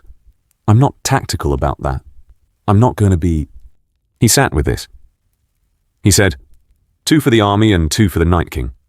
She said, yes. He said, we go in together. She said, we go in together. He said, and we come back together. She said, yes. The map between them. He said, all right. C. Asterley Rock. Tyrion and Cersei, 300 AC. The conversation at Casterly Rock was the hardest thing Tyrion had done in years, not because Cersei was difficult. She was difficult the way water was difficult, in that it did whatever the terrain required and was impossible to permanently contain. She was difficult in the way she was always difficult, which was also to say she was the most intelligent person in most rooms, and the only person who was better at managing the specific terrain of King's Landing than she was currently at Dragonstone with a dragon. He came to her without announcement. Not because surprise was an advantage with Cersei. It wasn't. She recalibrated from surprise faster than anyone he'd ever met. But because any announcement would have been intercepted and managed before it reached her. She was in the solar when he arrived. She said, Tyrion. He said, Cersei. She said, you're alive. He said, your agents are better than I thought. She said, I know where you've been. She looked at him. Dragonstone. He said, yes. She said, with the Dragon Queen. He said, and the Lord Commander of the Night's Watch. She was very still. He said, I'm going to tell you something and I need you to hear it before you respond. Not respond while you're hearing it. He sat without being invited. I have been to 2 demonstrations of what is coming south of the wall. I have been shown a white, and I have seen the ranging reports from 30 years of Night's Watch records, and I have been briefed by the Lord Commander, who has been flying reconnaissance over the cold front on Dragonback. He looked at her. The dead are real. The army is real. The Night King is real. The wall will be compromised within the year if no one acts. She said, "This is a ploy." He said, "Cersei." He said her name with the specific flatness of someone who is done managing a person's resistance and is laying a fact on a table. "Look at me." She looked at him. He said, "I have never, in 30 years of being your brother, told you something that wasn't true when I needed you to believe it. Not once. When I came to you with something real, I was always right. You know this." He held her gaze. "I am telling you that the dead are real. I am telling you that if the wall falls, none of the rest of this," he gestured at the castle, at the Westerlands outside, at everything they'd both been fighting over, "matters. There will be nothing left to rule." She was quiet for a long time. She said, "And the Targaryen girl," he said. "Is the person who has 3 of the 4 dragons required to stop what's coming?" "Yes," she said. "And the Lord Commander?" He said. "Is Rhaegar's son with the 4th dragon?" "Yes," she said. "So the succession," he said, "is a question for after. Right now, it's a question of whether there's a realm to succeed to." He looked at her. "Joffrey's future is better in a realm where the dead have been stopped. Tommen's future, Moiracella's." He paused. "Your children need a living world, Cersei. That's the only thing I'm asking you to prioritize." She looked at him.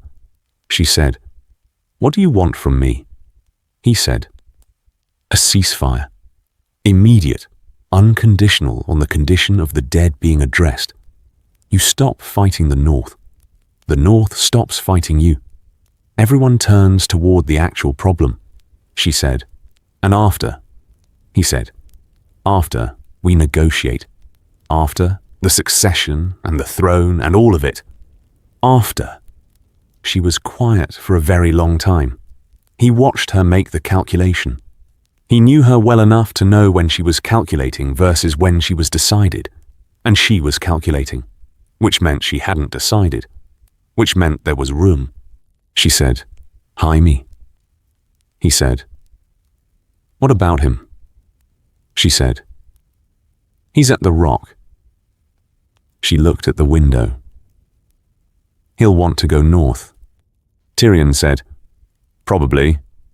She said, "He always..." She stopped. "He always wanted to do the right thing, even when the right thing was wrong." She looked at Tyrion. "If I agree to this, if I hold the south while the rest of them go north, what happens to the throne?" Tyrion said, "Negotiation. Real negotiation. Not the kind where the outcome is predetermined." She said, "Daenerys Targaryen on the throne." He said, "Possibly." She said, "And the Lord Commander." He said, "The Lord Commander wants Winterfell and a properly maintained watch. He said so publicly and in writing." She said, "You believe him?" He said, "I believe that he hasn't lied to anyone yet and has had every reason to." "Yes." She looked at the window. She said, "The children," he said. "Safe. Both scenarios. Whether Daenerys rules or whether the succession becomes a negotiation, the children are not the enemy." "I'll have that in writing if you want it," she said. "In writing means nothing," he said. "In writing from me means something. I've never broken a contract." She was quiet. She said, "I want Jaime in the north." He said, "What?" She said, "If this is real, if the dead are real, and the wall is falling, I want Jaime in the north. Not trapped at Casterly Rock, managing a war that doesn't matter anymore." She held his gaze. He deserves to die for the right thing if he's going to die. Not for me. Tyrion looked at his sister. He said, "When did you become generous?" She said, "I'm not being generous. I'm being realistic." She looked at the window. He's been fighting my wars for 20 years. He should fight a real one once. Tyrion was quiet. He said, "I'll tell him." She said, "Tell him from me." He said, "I'll tell him from you." She turned back to him. She said, "Ceasefire, in writing. The children's safety guaranteed." She held his gaze. "And when this is over, when the dead are stopped, the negotiation is real, not a pretense." He said, "Yes." She said, "Get out, Tyrion. I have letters to write." He left. The North. The muster. 300 AC. The ravens went out from Dragonstone and from Castle Black simultaneously. Jon wrote the one from Castle Black himself. He wrote to every Northern Lord and every Stark bannerman, and he wrote it the way he wrote things that needed to be believed, which was directly, with the facts first and the ask second, and nothing softened. He wrote, "The Night King is 3 months from the wall. The dead are real. I have flown the reconnaissance. The Watch has been keeping this wall with 600 men, and we have reached the limit of what 600 men can do against what is coming. I am asking for everything you have, not because I believe in prophecy, not because I believe the right blood in the right hands changes history, because the dead are coming and the wall needs bodies, and you are the bodies I trust." He signed it, "Jon Snow, Lord Commander. You're king, if you'll have me. But Lord Commander first. Robb Stark sent back in 2 days. Every man the North can spare. I'm coming with them." Jon read Robb's letter. He thought about Winterfell and the Yard and the years of growing up beside Robb, who was his brother in every way that was real, and his cousin in every way that was blood, and who had spent the last year fighting a different war with the same determination. He wrote back, "Come, bring ice." He paused. He added, "It's good to hear from you." Robb's next letter said, "It's good to hear from you too, Your Grace." Jon looked at the letter for a long time. He thought, "I'm going to have to deal with the Your Grace eventually." He thought, after the dead. He sent back, "Jon, just Jon, Castle Black, the assembly point, 300 AC. They came. The North first, because the North believed most readily. The Northern Lords who had always known something was wrong with the wall and who had been waiting for someone with authority and a plan. Stannis Baratheon's forces next, the Baratheon men who had been pointing at the wrong enemy and who turned toward the wall with the efficiency of soldiers who are used to being redirected. The Tyrell contingent, smaller than Jon would have liked, because it was a long way from Highgarden to the wall, and because Olenna had sent what she could and kept what the Reach needed to function. Jaime Lannister arrived alone. He arrived at Castle Black's gate at midday on a grey Tuesday with a single horse and his gold armor and the missing hand that was the mark of what loyalty had cost him, and he asked at the gate for the Lord Commander. Jon met him in the yard. They looked at each other. Jon said, "I heard you were coming." Jaime said, "My sister sent me." Jon said, "Why?" Jaime said, "She said I deserved to fight a real war once." He looked at the wall, at the specific, enormous reality of it. "I think she was being generous," Jon said. "She was being Cersei." Jaime looked at him. Jon said, "Tyrion told me about the conversation. She's keeping the South stable while we manage the North. That's not generous.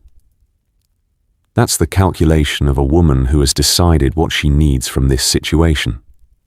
He paused. "She's protecting you by sending you somewhere you want to be. That's the part that's generous." Jaime was quiet. He said, "She said you're Rhaegar's son." Jon said, Yes, Jaime said. He stopped.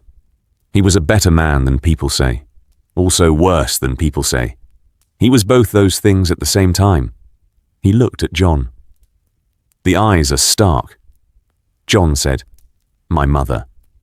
Jaime said, she was... He stopped again. The specific stop of someone who has many things to say about a person and is deciding which are appropriate. She was remarkable. That's the right word. He looked at Jon. She chose him. Whatever the histories say, she chose him. Jon said, I know. Jaime said, I was Kingsguard. I should have. There were things I should have done differently. He looked at his missing hand. There are a lot of those. Jon said, you can do something useful with this one. Jaime looked at him. Jon said, you're the finest swordsman in the realm. One-handed. He held his gaze. I need fighters who know what they're doing in the cold. Can you fight in winter gear? Jaime said, I'll learn. Jon said, good. He turned. Come, I'll show you what we're dealing with. He showed him. Castle Black. Rob Ruby. The night he arrived. Robb arrived a week before Daenerys. He came with 8,000 northern men and a face that had aged 3 years in one, the specific cost of a year of war and the specific additional cost of being Robb Stark, which was carrying everything without complaint and therefore carrying it on your face. He came through the Castle Black Gate and he saw Jon on the battlements above the yard, and he stopped. Jon came down. They stood in the yard. Robb said, you have a dragon. Jon said, yes. Robb said, named Scaros. Jon said, yes. Robb said, which means iron in High Valyrian. Jon said, you've been reading. Robb said, since your first raven, I've been reading everything I could find. He looked at the dragon, who was in the yard with the settled quality of a very large animal that owned its space. He's bigger than I expected, Jon said. He's been growing for 10 months. Robb said, right. He looked at Scaros for a long moment. Then he looked at Jon. You should have told me. Jon said, about which part? Robb said, any of it. The blood, the dragon, the... He stopped. He had the Stark face, the one that didn't show everything but that Jon had been reading for his whole life. Father kept the secret because he had to. You kept it because you chose to. Jon said, yes. Robb said, that's different. Jon said, I know. Robb said, why? Jon looked at the yard, at the Watch brothers moving through it with the routine efficiency of men who had learned to share their walls with a dragon, at the northern soldiers who had arrived and were looking at everything with the assessment of men arriving somewhere strange and making it familiar. He said, because the secret was a weapon. The blood claim and the dragon together are a very specific political weapon, and once you know a weapon exists, you start seeing the situations where you might use it. He held Robb's gaze. I didn't want anyone seeing those situations. I didn't want anyone, including you, making decisions about the dead based on what was politically useful about me. Robb said, I wouldn't have. Jon said, you would have tried not to. You're better at separating politics from judgment than most people. He paused. But it would have been present. The knowledge.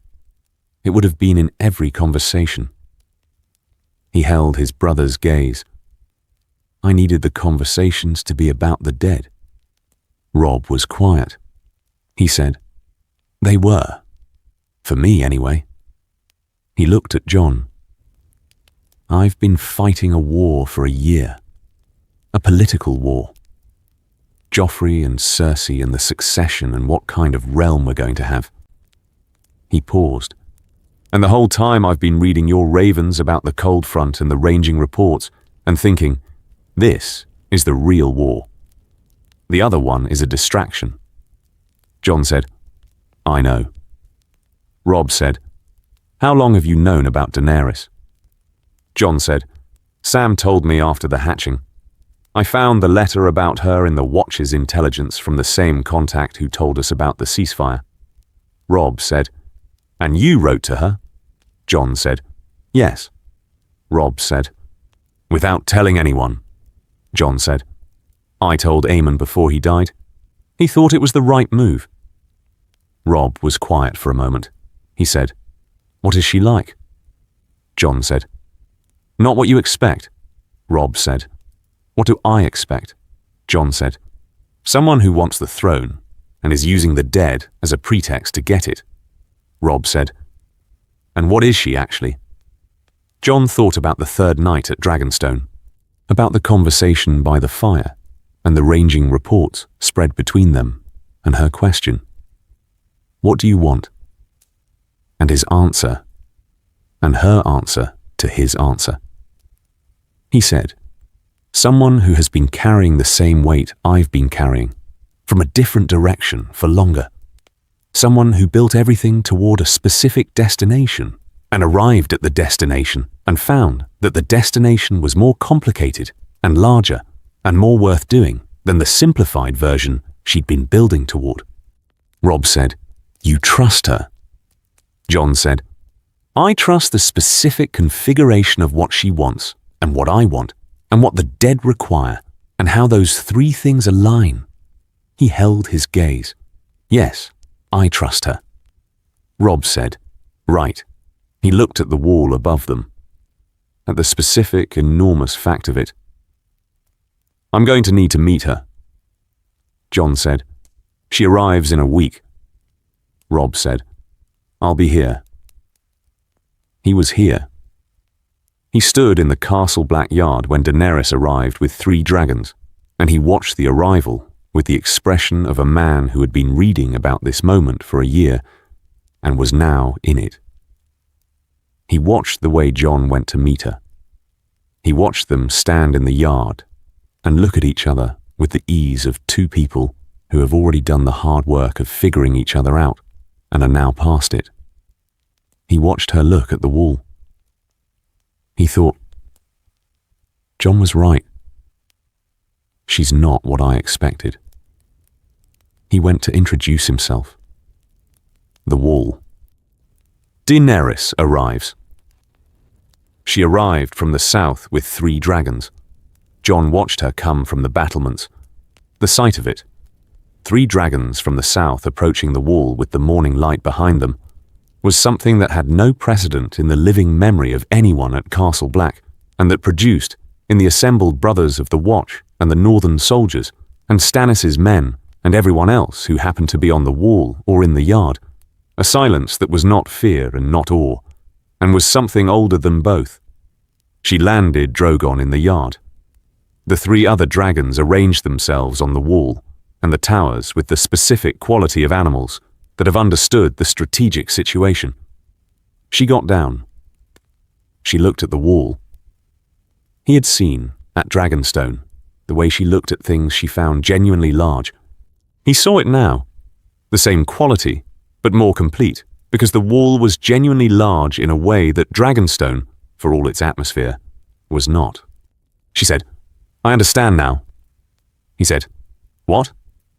She said, why you are the way you are. She looked at it. You've been keeping this your whole life, standing in front of this. He said, not my whole life, a few years. She said, long enough. She turned. Show me everything. He showed her everything. The ranging reports, updated. The cold front's position, 2 weeks current from the last flight. The specific gap between what they had and what the threat required. She listened with the attention she always brought, and she asked the same quality of questions she always asked. And by the end of the briefing, she had the picture clearly in a way that took most people 3 sessions to build. Mormont sat in the corner and watched her absorb it. Jon watched Mormont watch her. He thought, the man has been waiting for someone to take this seriously for 20 years. He's now in a room with 2 Targaryens and 4 dragons and the full force of a mobilized response. He doesn't know what to do with that. He thought, I know the feeling. After the briefing, she went to the top of the wall. Not with him. She asked for it alone, and he gave it to her. He understood. The wall required its own accounting. He'd needed to stand at the top of it alone before he could do anything else. She came back an hour later. She said, we go north tomorrow. He said, yes. She said, the cold is closer than your last report. He said, I know. She said, you felt it too. He said, Scarros has been oriented north since we arrived. He knows where it is. She said, then let him lead. He said, yes. The night before, the wall. He found the place on the wall where the cold pressed clearest. There was a spot on the eastern reach of the battlements where the directional cold, the organized cold, the cold that was not weather, came through strongest, where you could feel the shape of it rather than just the ambient temperature. He'd found it in his first week as Lord Commander and had come back to it regularly since then, standing with it the way you stood with the thing you were afraid of, because familiarity was not the same as comfort, but was the step before it. She found him there. He wasn't surprised. She stood beside him. The north spread out below the wall, the forests and the mountains and the dark of everything that was coming from deeper in that dark. The sky was clear in the way winter skies were clear, which was absolutely, without the softening of cloud, the stars very present and very cold. She said, are you afraid? He said, yes. She said, good. He said, you said that like you mean it. She said, I've been afraid since I was born. I was born into a dynasty that had already ended. I've been afraid of getting it wrong since before I understood what getting it wrong looked like. She looked at the north. The fear is useful. I stopped trying to not be afraid years ago and started trying to be afraid and moving anyway. He said, that's what it is. She said, yes. He said, after. She said, what? He said, after the dead are stopped. After the realm is stable. After. He paused. I want to take you to Winterfell. She looked at him. He said, I want to show you where I grew up, where I learned what the north is. He held her gaze. You've been building toward Westeros your whole life from outside it. I grew up inside it, in the specific northern inside of it, that is. It's different from what the south is. I want you to know what you're governing. She said, that's a long time away. He said, yes. He looked north. But I'm going to think about it. While we're up there, I'm going to have something to think about that isn't just the dead. She was quiet. She said, what else do you want? After. He said, I told Tyrion. She said, tell me. He said, Winterfell, the north safe, the watch, what it should be. He paused. You on the throne, governing the realm the way you've been building toward. She said, and you.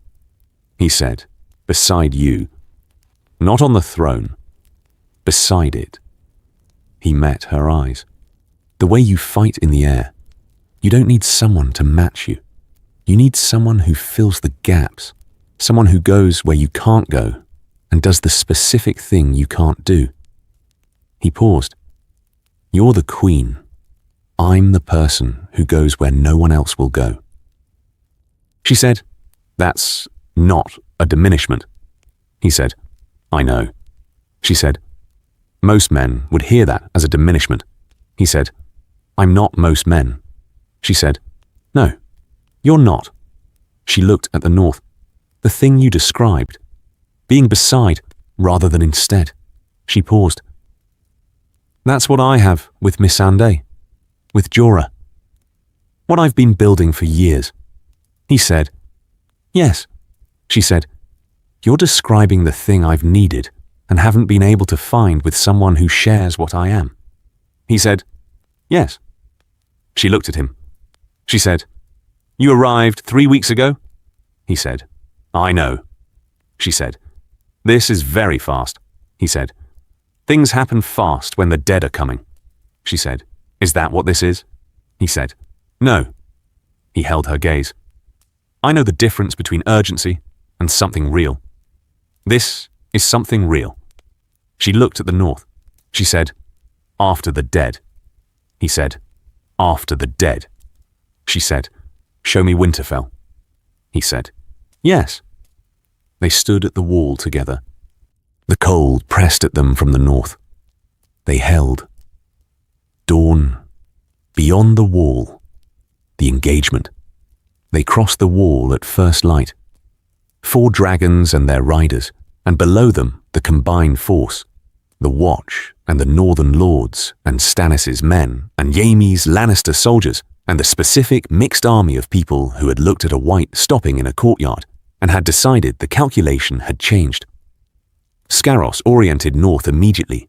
He'd been doing it since they arrived at the wall, but now he did it with the focused purposefulness of an animal that had found the scent. Jon felt it in the dragon's body, the tightening of everything, the shift from patrol posture to the something is there orientation. He looked at Daenerys. She looked back. He nodded. She nodded. They split. Rhaegal and Viserion, with the unsullied commanders on the secondary riders Daenerys had been training, turned toward the army's flanks.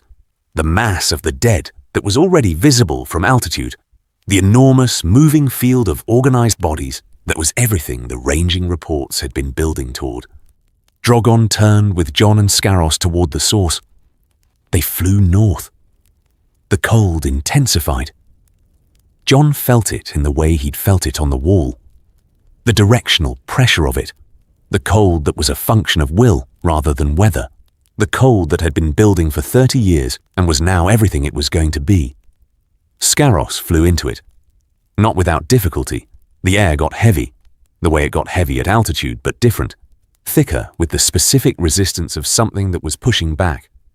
The dragon worked harder, the wings making the calculated adjustments of an animal that had been built for this. Jon kept his hands steady and let Scaros navigate. Behind him, Drogon's enormous wingspan held the air with the force of the largest living thing in the world, pushing against something that would have stopped anything smaller. They found the Night King at the center of the cold. It was. Jon had read the accounts. He had the word for it, the Night King. He had the history of it, the 8,000 years of it, the fact of it. He had been building toward this for months. Encountering it was still nothing like the reading. The cold that came from the Night King was not metaphor. It was a physical property of the air in a radius around him, a cold that was not temperature, but the specific thermodynamic quality of something that had decided the normal rules of heat and life and continuation did not apply to it. The dead around it moved with the organized deliberateness of something being directed rather than something that wanted to move. The Night King looked up. It saw them. Jon felt Scaros orient, the body of the dragon sharpening in the specific way that meant the dragon understood what it was looking at. He looked at Daenerys. She looked at him. He said, "Together." She said, "Together." They dove. The engagement. What happened? The Night King moved. Faster than the accounts. Faster than anything that size should move, with the specific inhuman economy of something that did not waste energy on fear or hesitation. It moved away from Scaros's approach and toward something else. Toward Drogon. Jon understood the tactic immediately. Not engage the faster dragon on the direct approach, force the other rider to respond, split the coordinated attack. He said, shouting across the air, "Daenerys, She had already seen it. She pulled Drogon sideways in a maneuver that cost distance but preserved the line, keeping Drogon out of the Night King's reach while Jon and Scaros came around the far side. The Night King turned. 3 directions, Jon and Scaros from the north, Daenerys and Drogon from the south, the fire already starting. The Night King raised its hand. Ice formed in the air in a way that wasn't natural, not the gradual ice of temperature, but instant, purposeful, a weapon. Daenerys pulled Drogon up, and the ice missed. Jon felt Scaros bank hard left, and he held the position with the months of practice it had taken to be able to hold a position like this, the committed bank, the trust, the not bracing. He drew Longclaw, the Valyrian steel in the cold. The Night King looked at the sword. Something changed in the quality of the cold around it. Jon thought, it knows. It's been here before, and it knows what this means. He thought, good. He committed. Scaros dove. The Night King moved again. The same sideways movement, the same inhuman economy. Daenerys came from the other side. Drogon's fire hit. Not the Night King. The ice the Night King had been forming, the weapon in the air, the cold architecture of it. The fire consumed the cold the way fire and cold consume each other when they meet, completely, neither surviving the contact. The Night King stumbled, not fell, stumbled. The specific loss of balance of something whose environment had changed unexpectedly. Jon was already there. Longclaw found the Night King. The accounts were consistent, and he had read them 3 times, and they were still not adequate preparation for the specific reality of the Night King stopping. Not falling, stopping. The cessation of something that had been running for 8,000 years. Complete, absolute. The cold retreated. Not gradually, the way a fire went out when you removed its fuel. Instant, total. The quality of the air returning to just cold. Northern cold. The cold of the deep winter north that was simply temperature and not will. The dead stopped. Every white in the engagement. The ones on the flanks where Rhaegal and Viserion were working. The ones in the army below. The ones on the periphery of the engagement. All of them. The stopping was the loudest thing Jon had ever heard, which was strange because it was the absence of sound. The dead had been making a kind of sound without noise, the resonance of organized wrong movement, and when it stopped, the silence was enormous. Scaros landed on the frozen ground beside the Night King. Jon got down. He stood in the cold that was just cold. Daenerys brought Drogon down 20 feet away. She got down. She walked to him across the still field. She said, "Is it over?" He looked at the north. At the deep north where the cold front had been building for 30 years and was now just landscape. He said, "I think so."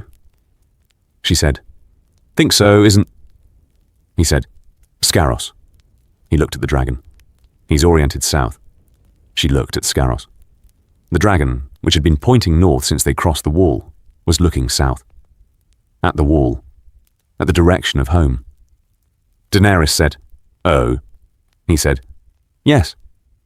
She exhaled. He put his hand out. She took it.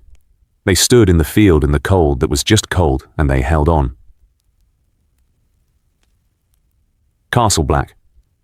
Jaime and Jon, the night of the battle. Jaime found him at the well in the Castle Black yard at some hour in the deep night. Jon had come out because the specific quality of the silence in the aftermath of the dead stopping was something he needed space to be in. Not people, and not walls. The yard was empty except for him. And the cold was just cold, and the wall above them was 700 feet of ancient ice that had held and was going to keep holding. Jaime came out and found him there and said, "Couldn't sleep." Jon said, "No." Jaime said, "Neither could I." He sat on the well's edge. First real fight in 2 years. The hand... He looked at the empty place where his right hand had been. The fighting style has changed. Still works. Just different. Jon said, "You fought well." Jaime said, "I fought like someone who was recalculating every 10 seconds. He looked at the gate that led north. The dead fight differently. They don't hesitate. They don't tire." He paused. "I've been fighting people my whole life. People hesitate. People tire. People make mistakes." He paused. "The dead are honest in a way people aren't." Jon said, "Yes." Jaime said, "Cersei would hate that I said that." Jon almost smiled. Jaime said, "She'd say the dead lack artistry.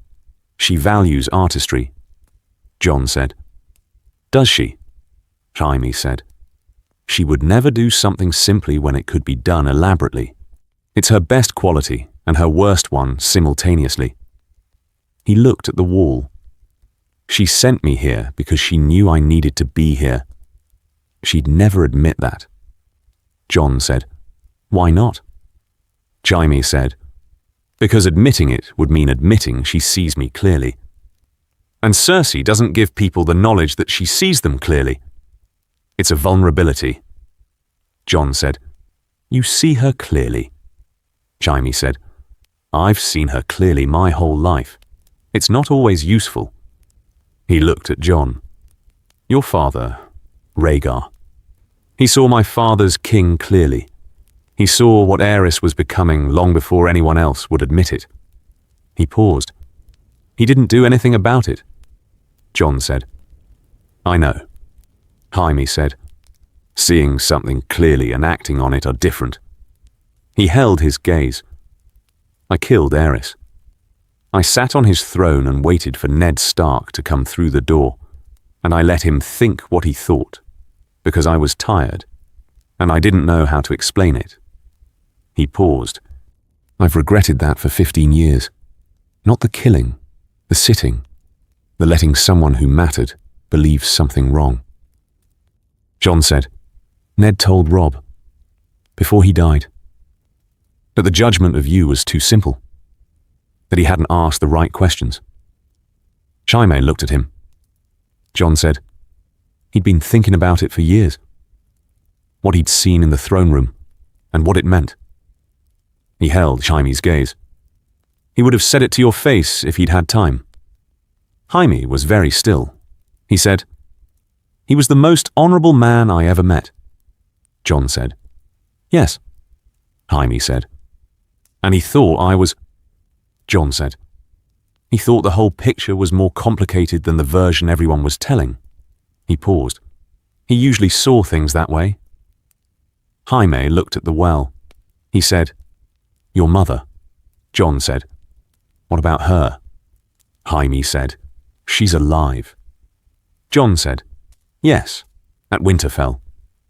Jaime said, "I was Kingsguard when Rhaegar." He stopped. "I should have done something. I've thought about that too." He looked at his hand. "I spent the rebellion doing what I was told and not asking whether what I was told was right." Jon said, "Aerys gave the order for the wildfire." Jaime said, "Yes." Jon said, "And you killed him for it?" Jaime said, "Yes." Jon said, "That's not someone who does what they're told without asking whether it's right." He held his gaze. "That's someone who asks the question and acts on the answer at the worst possible moment. That's extremely costly courage." Jaime looked at him. He said, "You're very strange." Jon said, "I get that." Jaime said, "You're your father's son. The bearing. Something about the way you hold your ground." He paused. "But the way you think is entirely someone else's." Jon said, "My mother taught me." Jaime said, "Lyanna Stark." Jon said, "Yes." Jaime said, "The Starks teach their children to hold the difficult thing and say it plainly." Jon said, "Yes." Jaime said, "It's either very admirable or very inconvenient for everyone around them." Jon said, "Usually both." Jaime said, "Both." He almost smiled. "I'd like to meet her, your mother." He paused. "If she's willing." Jon said, "I'll ask her." She'll have opinions about you. She has opinions about everyone. Jaime said, Is that? Jon said, It's a good thing. She forms accurate opinions and then she adjusts them when the evidence changes. He looked at the wall. She'll have adjusted already. She pays attention. Jaime said, Right. He stood. The dead are stopped. Jon said, Yes. Jaime said, That's what we came here to do. Jon said, Yes. Jaime said, I'm going to go south in the morning. He held Jon's gaze. I have things to manage at Casterly Rock. The children to see to. Cersei to. He stopped. Cersei to have a conversation with that we should have had years ago. Jon said, Good luck. Jaime said, With Cersei? Jon said, With all of it. Jaime said, Yes. He turned, stopped. Lord Commander. Jon said, Jon. Jaime said, Jon. He held his gaze. Thank you for what you said about your father, about what he thought. He paused. It matters. More than is useful to admit. Jon said, I know. Jaime went inside. Jon stayed at the well. He looked at the wall. He thought about all the people who had done the thing that needed doing and paid the price for it and been understood wrong by the histories. He thought about Jaime sitting on Aerys's throne, waiting for Ned to come through the door. He thought about what it cost to make the right choice at the wrong moment. He thought, the histories are always too simple. He thought, I'll try to make the record better. He went inside. The return. What was left? They came back over the wall at midday. The army below was standing in the aftermath of the dead going still. The specific, stunned quiet of people who had been fighting something and had watched it stop simultaneously everywhere at once. Jon could see Robb from the air, on horseback, looking up at the 4 dragons coming south. He could see Robb's face when he recognized him. He brought Scaros down in the yard. Robb was there. Jon got down from the dragon, and his brother, his cousin, technically, but the word had never fit the relationship, was standing in the castle black yard and looking at him with the expression of a man who had prepared himself for several possible outcomes and was not certain which one had happened. Jon said, It's done. Robb said, Done. Jon said, The Night King is gone. The dead stopped. He looked at the wall. The wall holds. Robb looked at him, something working on his face. He said, You should have told me. Jon said, About? Robb said, All of it. The blood. The dragon. What you are. He held his gaze. You could have. Jon said, I know. Robb said, I would have. Jon said, I know. He held his brother's gaze. You would have made it about me, about protecting me, about what I was owed. He paused. I needed it to be about the wall, about what was coming. I needed everyone looking at the right thing. Robb was quiet. He said, You're frustrating. Jon said, I know. Robb said, Also correct. Jon said, Usually. Robb looked at Daenerys, who had come to stand beside Jon with Drogon a shadow behind her. He said, Your Grace. She said, Robb Stark, your brother saved the world. Robb said, He's my cousin, technically.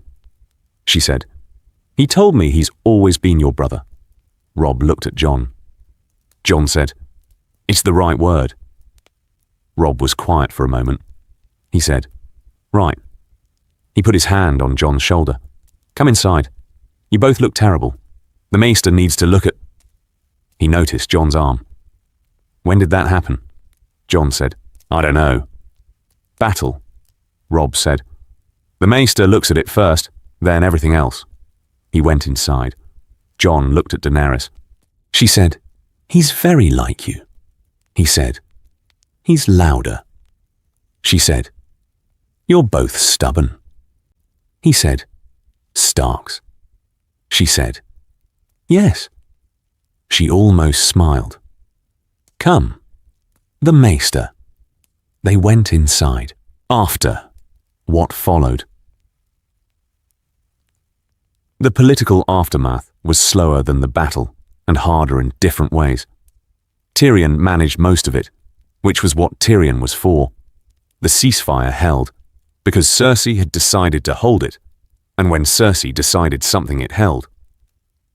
Joffrey was sent to Essos before he could cause problems, which he went to with the sullen energy of someone who had been managed rather than persuaded and knew it.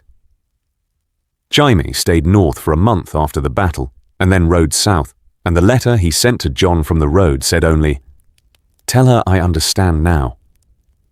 Jon assumed he meant Cersei and filed it in the category of things that were probably true and not his to navigate. Stannis bent the knee at Castle Black in a ceremony that was functional rather than ceremonial, because that was how Stannis did everything, and what he said was, "I serve whoever best serves the realm." Daenerys had said, "I intend to." He had looked at her for a long moment and nodded once. The Lord's Council that determined the shape of what came after was held at Dragonstone, because Dragonstone was hers, and the location was the statement. Jon sat at the table as the Lord Commander of the Night's Watch, and as whatever else he was, and he was not particularly interested in debating the latter. Tyrion opened the council by saying, "The succession is the Queen and the Lord Commander in whatever arrangement they determine. Anyone who wants to argue about birth order is welcome to do so. At a council, the Night King is no longer available to interrupt." Nobody argued about birth order. The arrangement Daenerys and Jon had discussed on the battlements of Castle Black the night before the engagement became, broadly, the arrangement that the council accepted. She ruled, he served in the specific way that filling the gaps served. The North was sovereign, the Watch was crown-funded and properly maintained. The specific terms that made the realm functional rather than the terms that made anyone maximally happy. Nothing made everyone maximally happy. Everything made most people adequately served. Tyrion said this was the best outcome any council had produced in his experience. Olenna Tyrell, who had remained at Dragonstone throughout on the grounds, that it was warmer than King's Landing in winter and more interesting than Highgarden at any time of year, said, "That's a very low bar." Tyrion said, "Most bars worth clearing are low when you look at them from the right angle." Olenna said, "I'm going to have that on my tombstone." Winterfell, the promise kept, 301 AC. He took her to Winterfell in the spring. Not alone, they travelled with a retinue because they were people who had retinues now, and the retinues required management. But they arrived at Winterfell ahead of the retinue, which was easy when you could fly. He landed Scaros in the yard. She landed Drogon beside him. He stood in the Winterfell yard and looked at the castle that he'd grown up in, and that was the most familiar place in the world to him, and that was, somehow, both smaller and larger than he remembered. She stood beside him. She looked at Winterfell. He said, "The hot springs are underground. The castle is warmer than it should be. That's why the yard isn't all ice." He looked at the walls. The crypts go deep. The Starks are buried there, going back 8,000 years. She said, 8,000 years? He said, the same number as the wall. She looked at the castle, at the grey stone and the towers, and the smoke coming from the great hall where someone was keeping the fire. She said, "It feels like the North." He said, "It is the North." She said, "I mean, it feels like the specific thing you mean when you say the North." She looked at him. "Not just geography, something else." He said, "Something about holding, something about endurance." He paused. "This castle has been here through winter after winter. The Starks have been here holding it. The people in it have been doing the ordinary work of living in a hard place for a very long time." She said, "Like the wall." He said, "Like the wall." She looked at the yard. She said, "Catelyn Stark." He said, "In the Great Hall." She said, You should go to her first. He looked at her. She said, she raised you. She managed the complications of what you were alongside everything else she was managing. She deserves to see you first.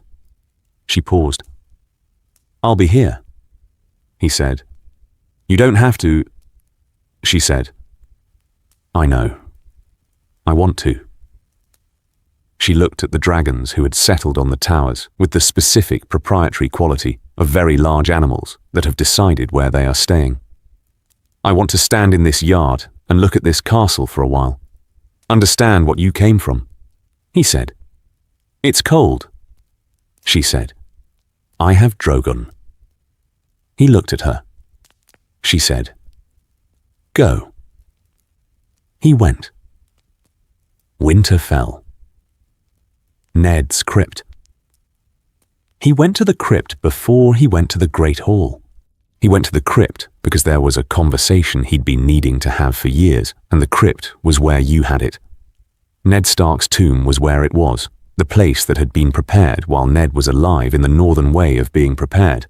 And Jon stood in front of it with a torch and the specific cold of deep underground, which was not the wrong cold, just the honest cold of stone that hadn't seen the sun. He said, I found a dragon. He said it to the stone the way you said things to the stone when the person wasn't there anymore, and the stone was what you had. He said, I know it's not what you were planning. I know when you carried the secret, you weren't picturing this. He looked at the carved face, which was a face that looked like Ned, the way carvings always looked like people, approximately, with the dignity that stone provided and the specificity that stone lacked. I know you would have found a way to make this work. You made everything work. You made impossible things work by being stubborn enough that the impossible things gave up. He was quiet. He said, she's outside. In the yard. She wanted to look at the castle. He paused. She would have liked you.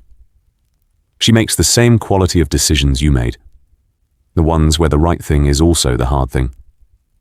She'd have recognized it. He said, I'm going to keep the name. Jon Snow. Not the other one. He paused. I know what the other one means, and I know what using it would say. I'm saying something different. He held the torch. I'm saying I'm the person you made me. I'm saying the person you made was worth making. I'm saying the 15 years of carrying the secret cost you everything, and I am not going to make that mean nothing by abandoning what the carrying produced. He said, thank you. He said it to the stone, to the carved face, to the man who had spent 15 years lying to everyone he loved to protect the one thing he'd promised to protect. He stood there for a while. Then he went up.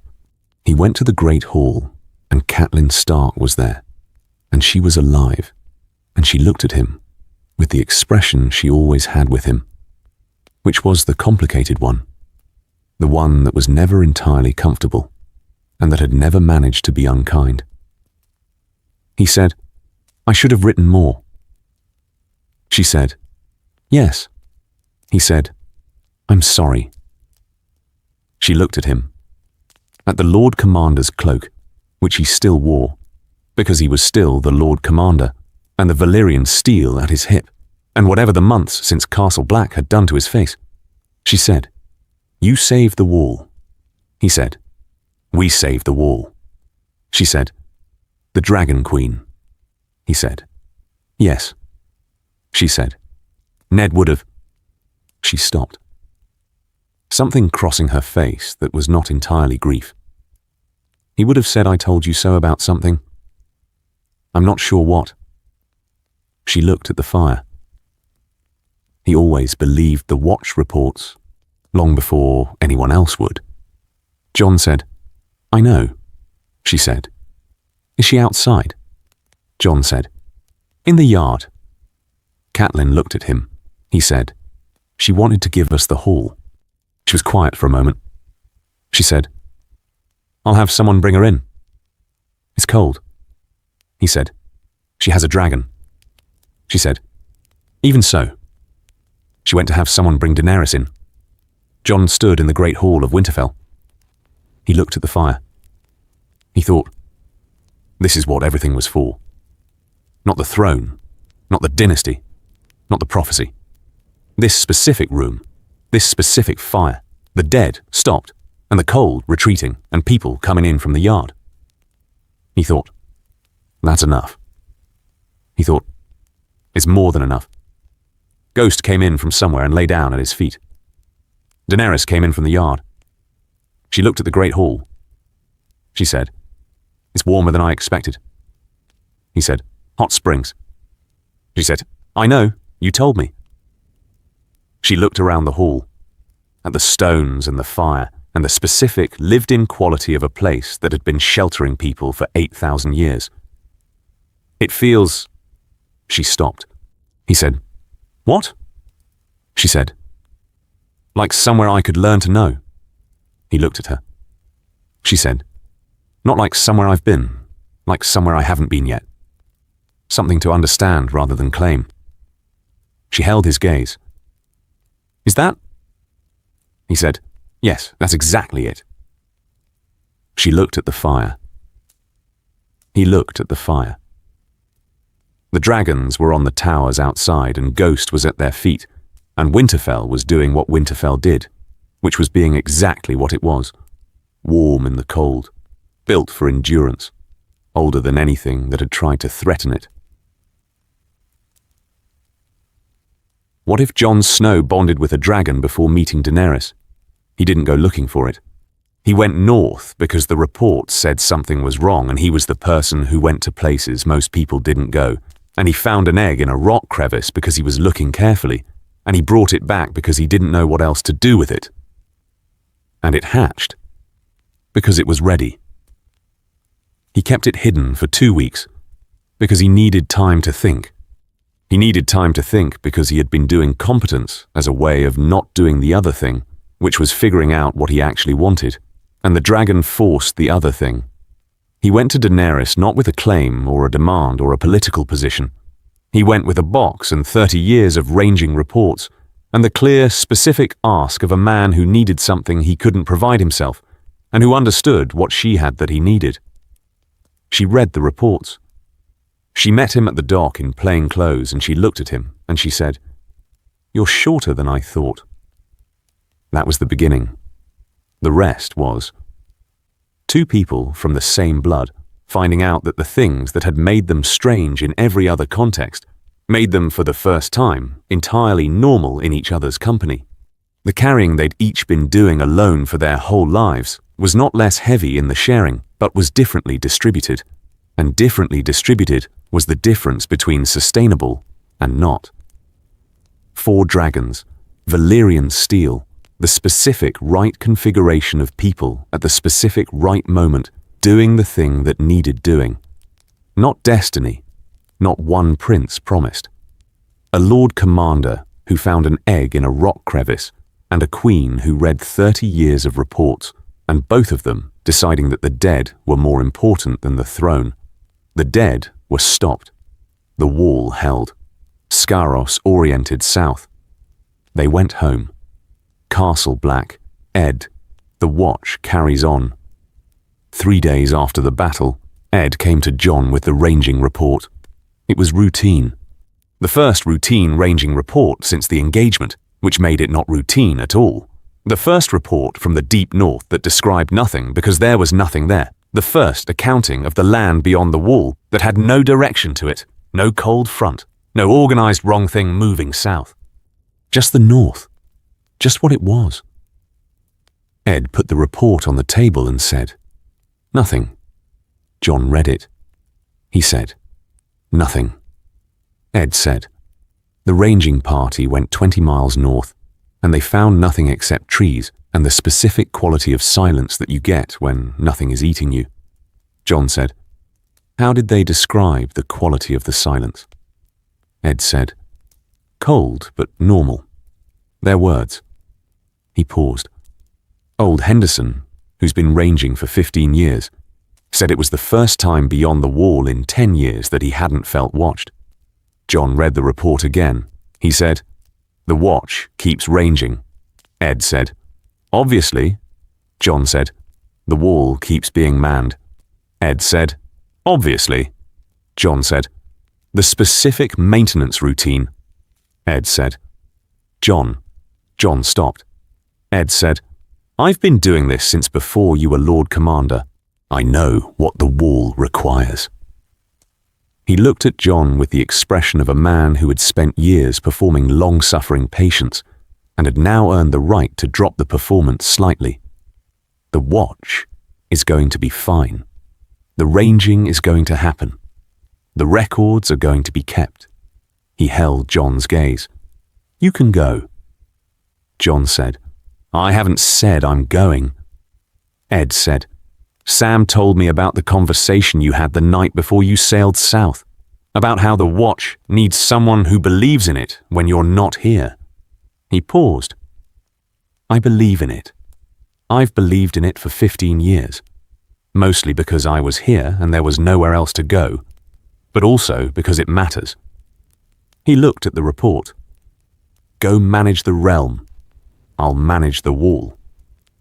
Jon said, "You don't want to be Lord Commander?" Ed said, "No, but I'll do it until someone better turns up." He paused. "Sam thinks the funding from the Crown is going to mean we can actually recruit rather than wait for criminals to be offered a choice." He paused. "Actual volunteers. People who choose to be here." Jon said, "Yes." Ed said, "That's going to change the watch." Jon said, "Yes." Ed said, "I'm looking forward to it." Jon looked at him. Ed said, "I'm allowed to look forward to things. The dead are stopped. I'm looking forward to things." Jon said, "Good." He looked at the ranging report. "Send me a copy of every report." Ed said, "Every one." Jon said, "Unedited." Ed said, "You'll read them all." Jon said, "Yes." Ed said, "Of course you will." He picked up the report. He turned to go. He stopped. "Jon." Jon said, "Yes." Ed said, "The first morning you were Lord Commander, you came to the yard before dawn and you looked at the wall like you were memorizing it." Jon said, "I remember." Ed said, "I thought, he knows what he's got. He knows what this is." He paused. "A lot of Lord Commanders looked at the wall like it was a burden. You looked at it like it was worth the looking." He held Jon's gaze. "That's what made you good at this." Jon said nothing. Ed said, "Right, the watch carries on." He went. Jon stood in the Lord Commander's quarters. He looked at the wall through the window. Worth the looking. He thought, yes, that's exactly it.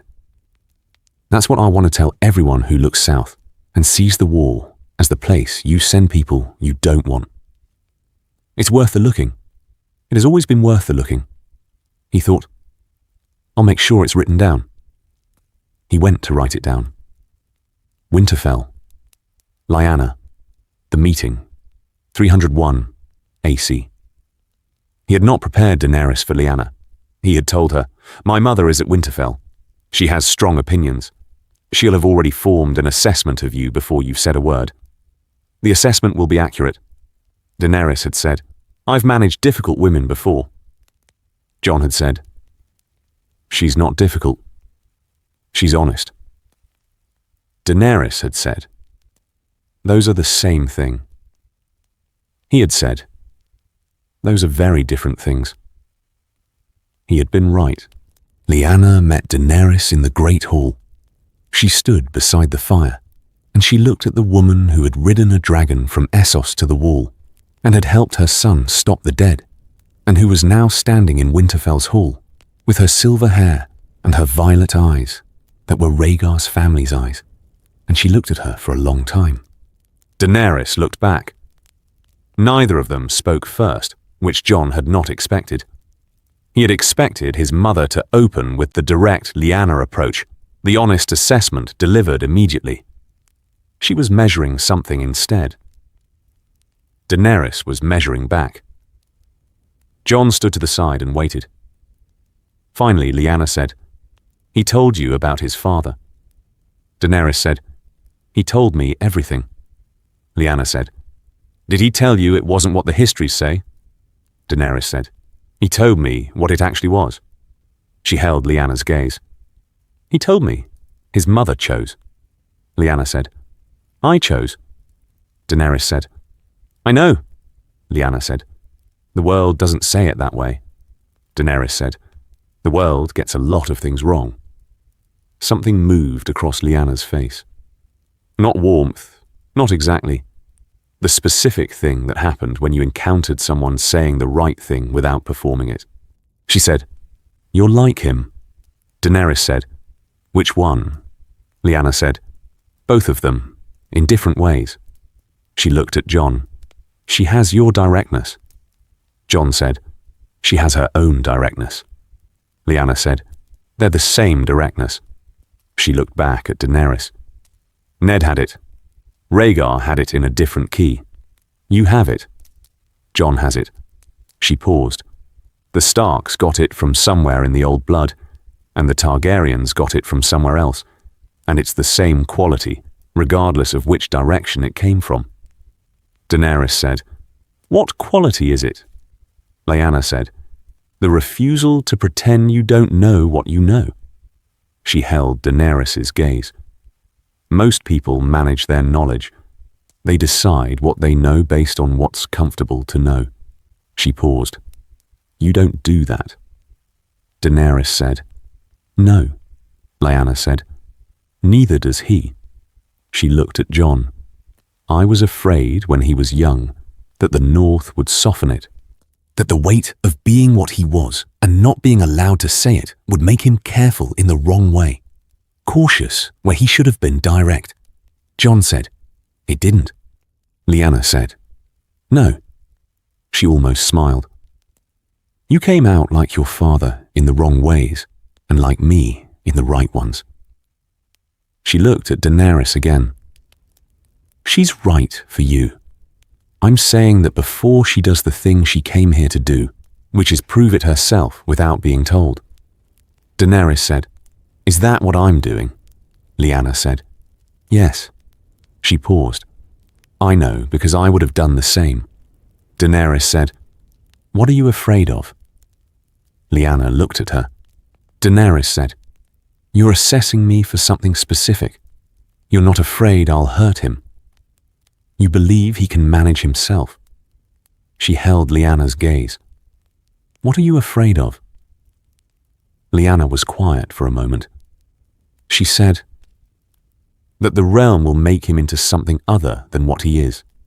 That the court and the politics and the specific weight of being what his blood says he is will..." She stopped. "That the thing I built will get lost in what the world makes of it." Daenerys said, "What did you build?" Lyanna said, "Someone who knows what things are for." Daenerys looked at Jon. He held her gaze. She said to Lyanna, "I know what he is. I've known since we were 3 days into knowing each other." She looked back at the older woman. "He won't get lost. He doesn't get lost." Lyanna looked at her for a long moment. She said, "No, he doesn't." She turned. "Come, I'll show you the castle." She walked toward the far corridor. Daenerys followed. Jon watched them go. He thought, that was better than expected. He thought, I should have expected that. They're both very good at finding the real conversation. He went to find Robb and tell him the North's future was probably going to be fine. The record, what Jon wrote. He went back to Castle Black once more before the year was out. Not for the watch, Ed had it. Not for the ranging, Sam was maintaining the record. He went back because there was something he'd been meaning to do since Aemon died, and that the months of aftermath had kept pushing to later. He sat at the Meister's desk in the Castle Black library, the same desk where Aemon had sat for 60 years. The same view. The wall, the yard, the specific northern sky that did not perform. He wrote the record of the Night King's defeat. Not the official version. That would be written by the Meisters who came to interview the survivors and who would produce something polished and authorized and necessarily simplified. He wrote the real one, the version that included the ranging reports and the egg in the rock crevice and the 2 weeks of keeping it hidden and the assembly in the yard and the flight reconnaissance and the letter to Daenerys and what the letter said and what her letter back said and the white in the box and the lords in the courtyard and 4 dragons and Valyrian steel and the specific quality of the cold stopping. He wrote the names of everyone who was there.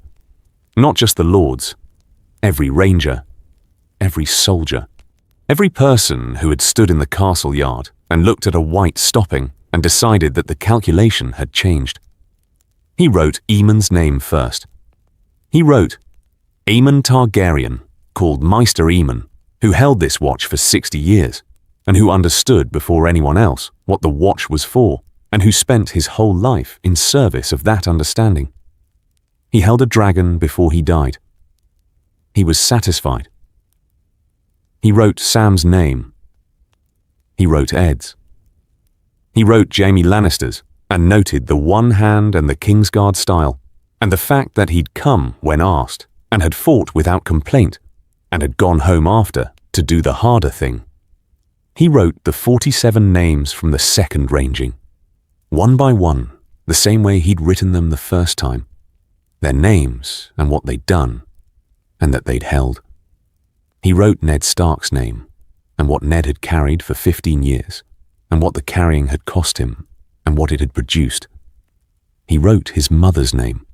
He wrote Rhaegar Targaryen's name with the specific, careful honesty of someone who was not going to simplify a complicated person, but was also not going to apologize for him. He wrote, he believed in a prophecy and organized his whole life around the belief, and the belief was real. And what the believing cost was also real.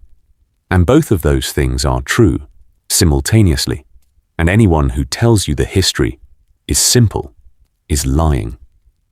He wrote Daenerys' name last. He wrote, she read 30 years of ranging reports and came west to stop the dead. She fought at the wall and beyond it. She is governing the realm. He folded the document. He gave it to Sam. He said, 2 copies, one here, one to the Citadel. Sam said, they'll put it in the archive. Jon said, good. Sam said, future maesters will read it. Jon said, that's what archives are for. Sam held the document. He said, you wrote Aemon first. Jon said, yes. Sam said, he would have. Jon said, I know. He looked at the wall through the window, at the specific quality of the afternoon light on the ice, which was the quality it always was, which was completely itself. He was the reason any of this was possible. The watch maintained, the records kept, the chain of information that let me understand what I was looking at when I found the egg. He paused. He deserved to be first. Sam said, he did. Jon looked at the wall. He said, worth the looking. Sam said, what? Jon said, something Ed said, about the wall, about the difference between people who look at it like a burden and people who look at it like it's worth the looking. Sam said, and? Jon said, it was. He turned from the window. It is. He picked up his cloak. Come on. The retinue leaves at dawn and I'm going to make Ed's day worse if I'm still here when it does. Sam said, you're coming back. Jon said, for rangings, for the quarterly reports, to stand at the top of the wall and remember what it's for. He paused. Yes, I'm coming back. He went. Scaros was in the yard, in the specific patch of warmth he'd created for himself beside the eastern wall, the iron-grey scales and the gold eyes tracking Jon's exit from the building.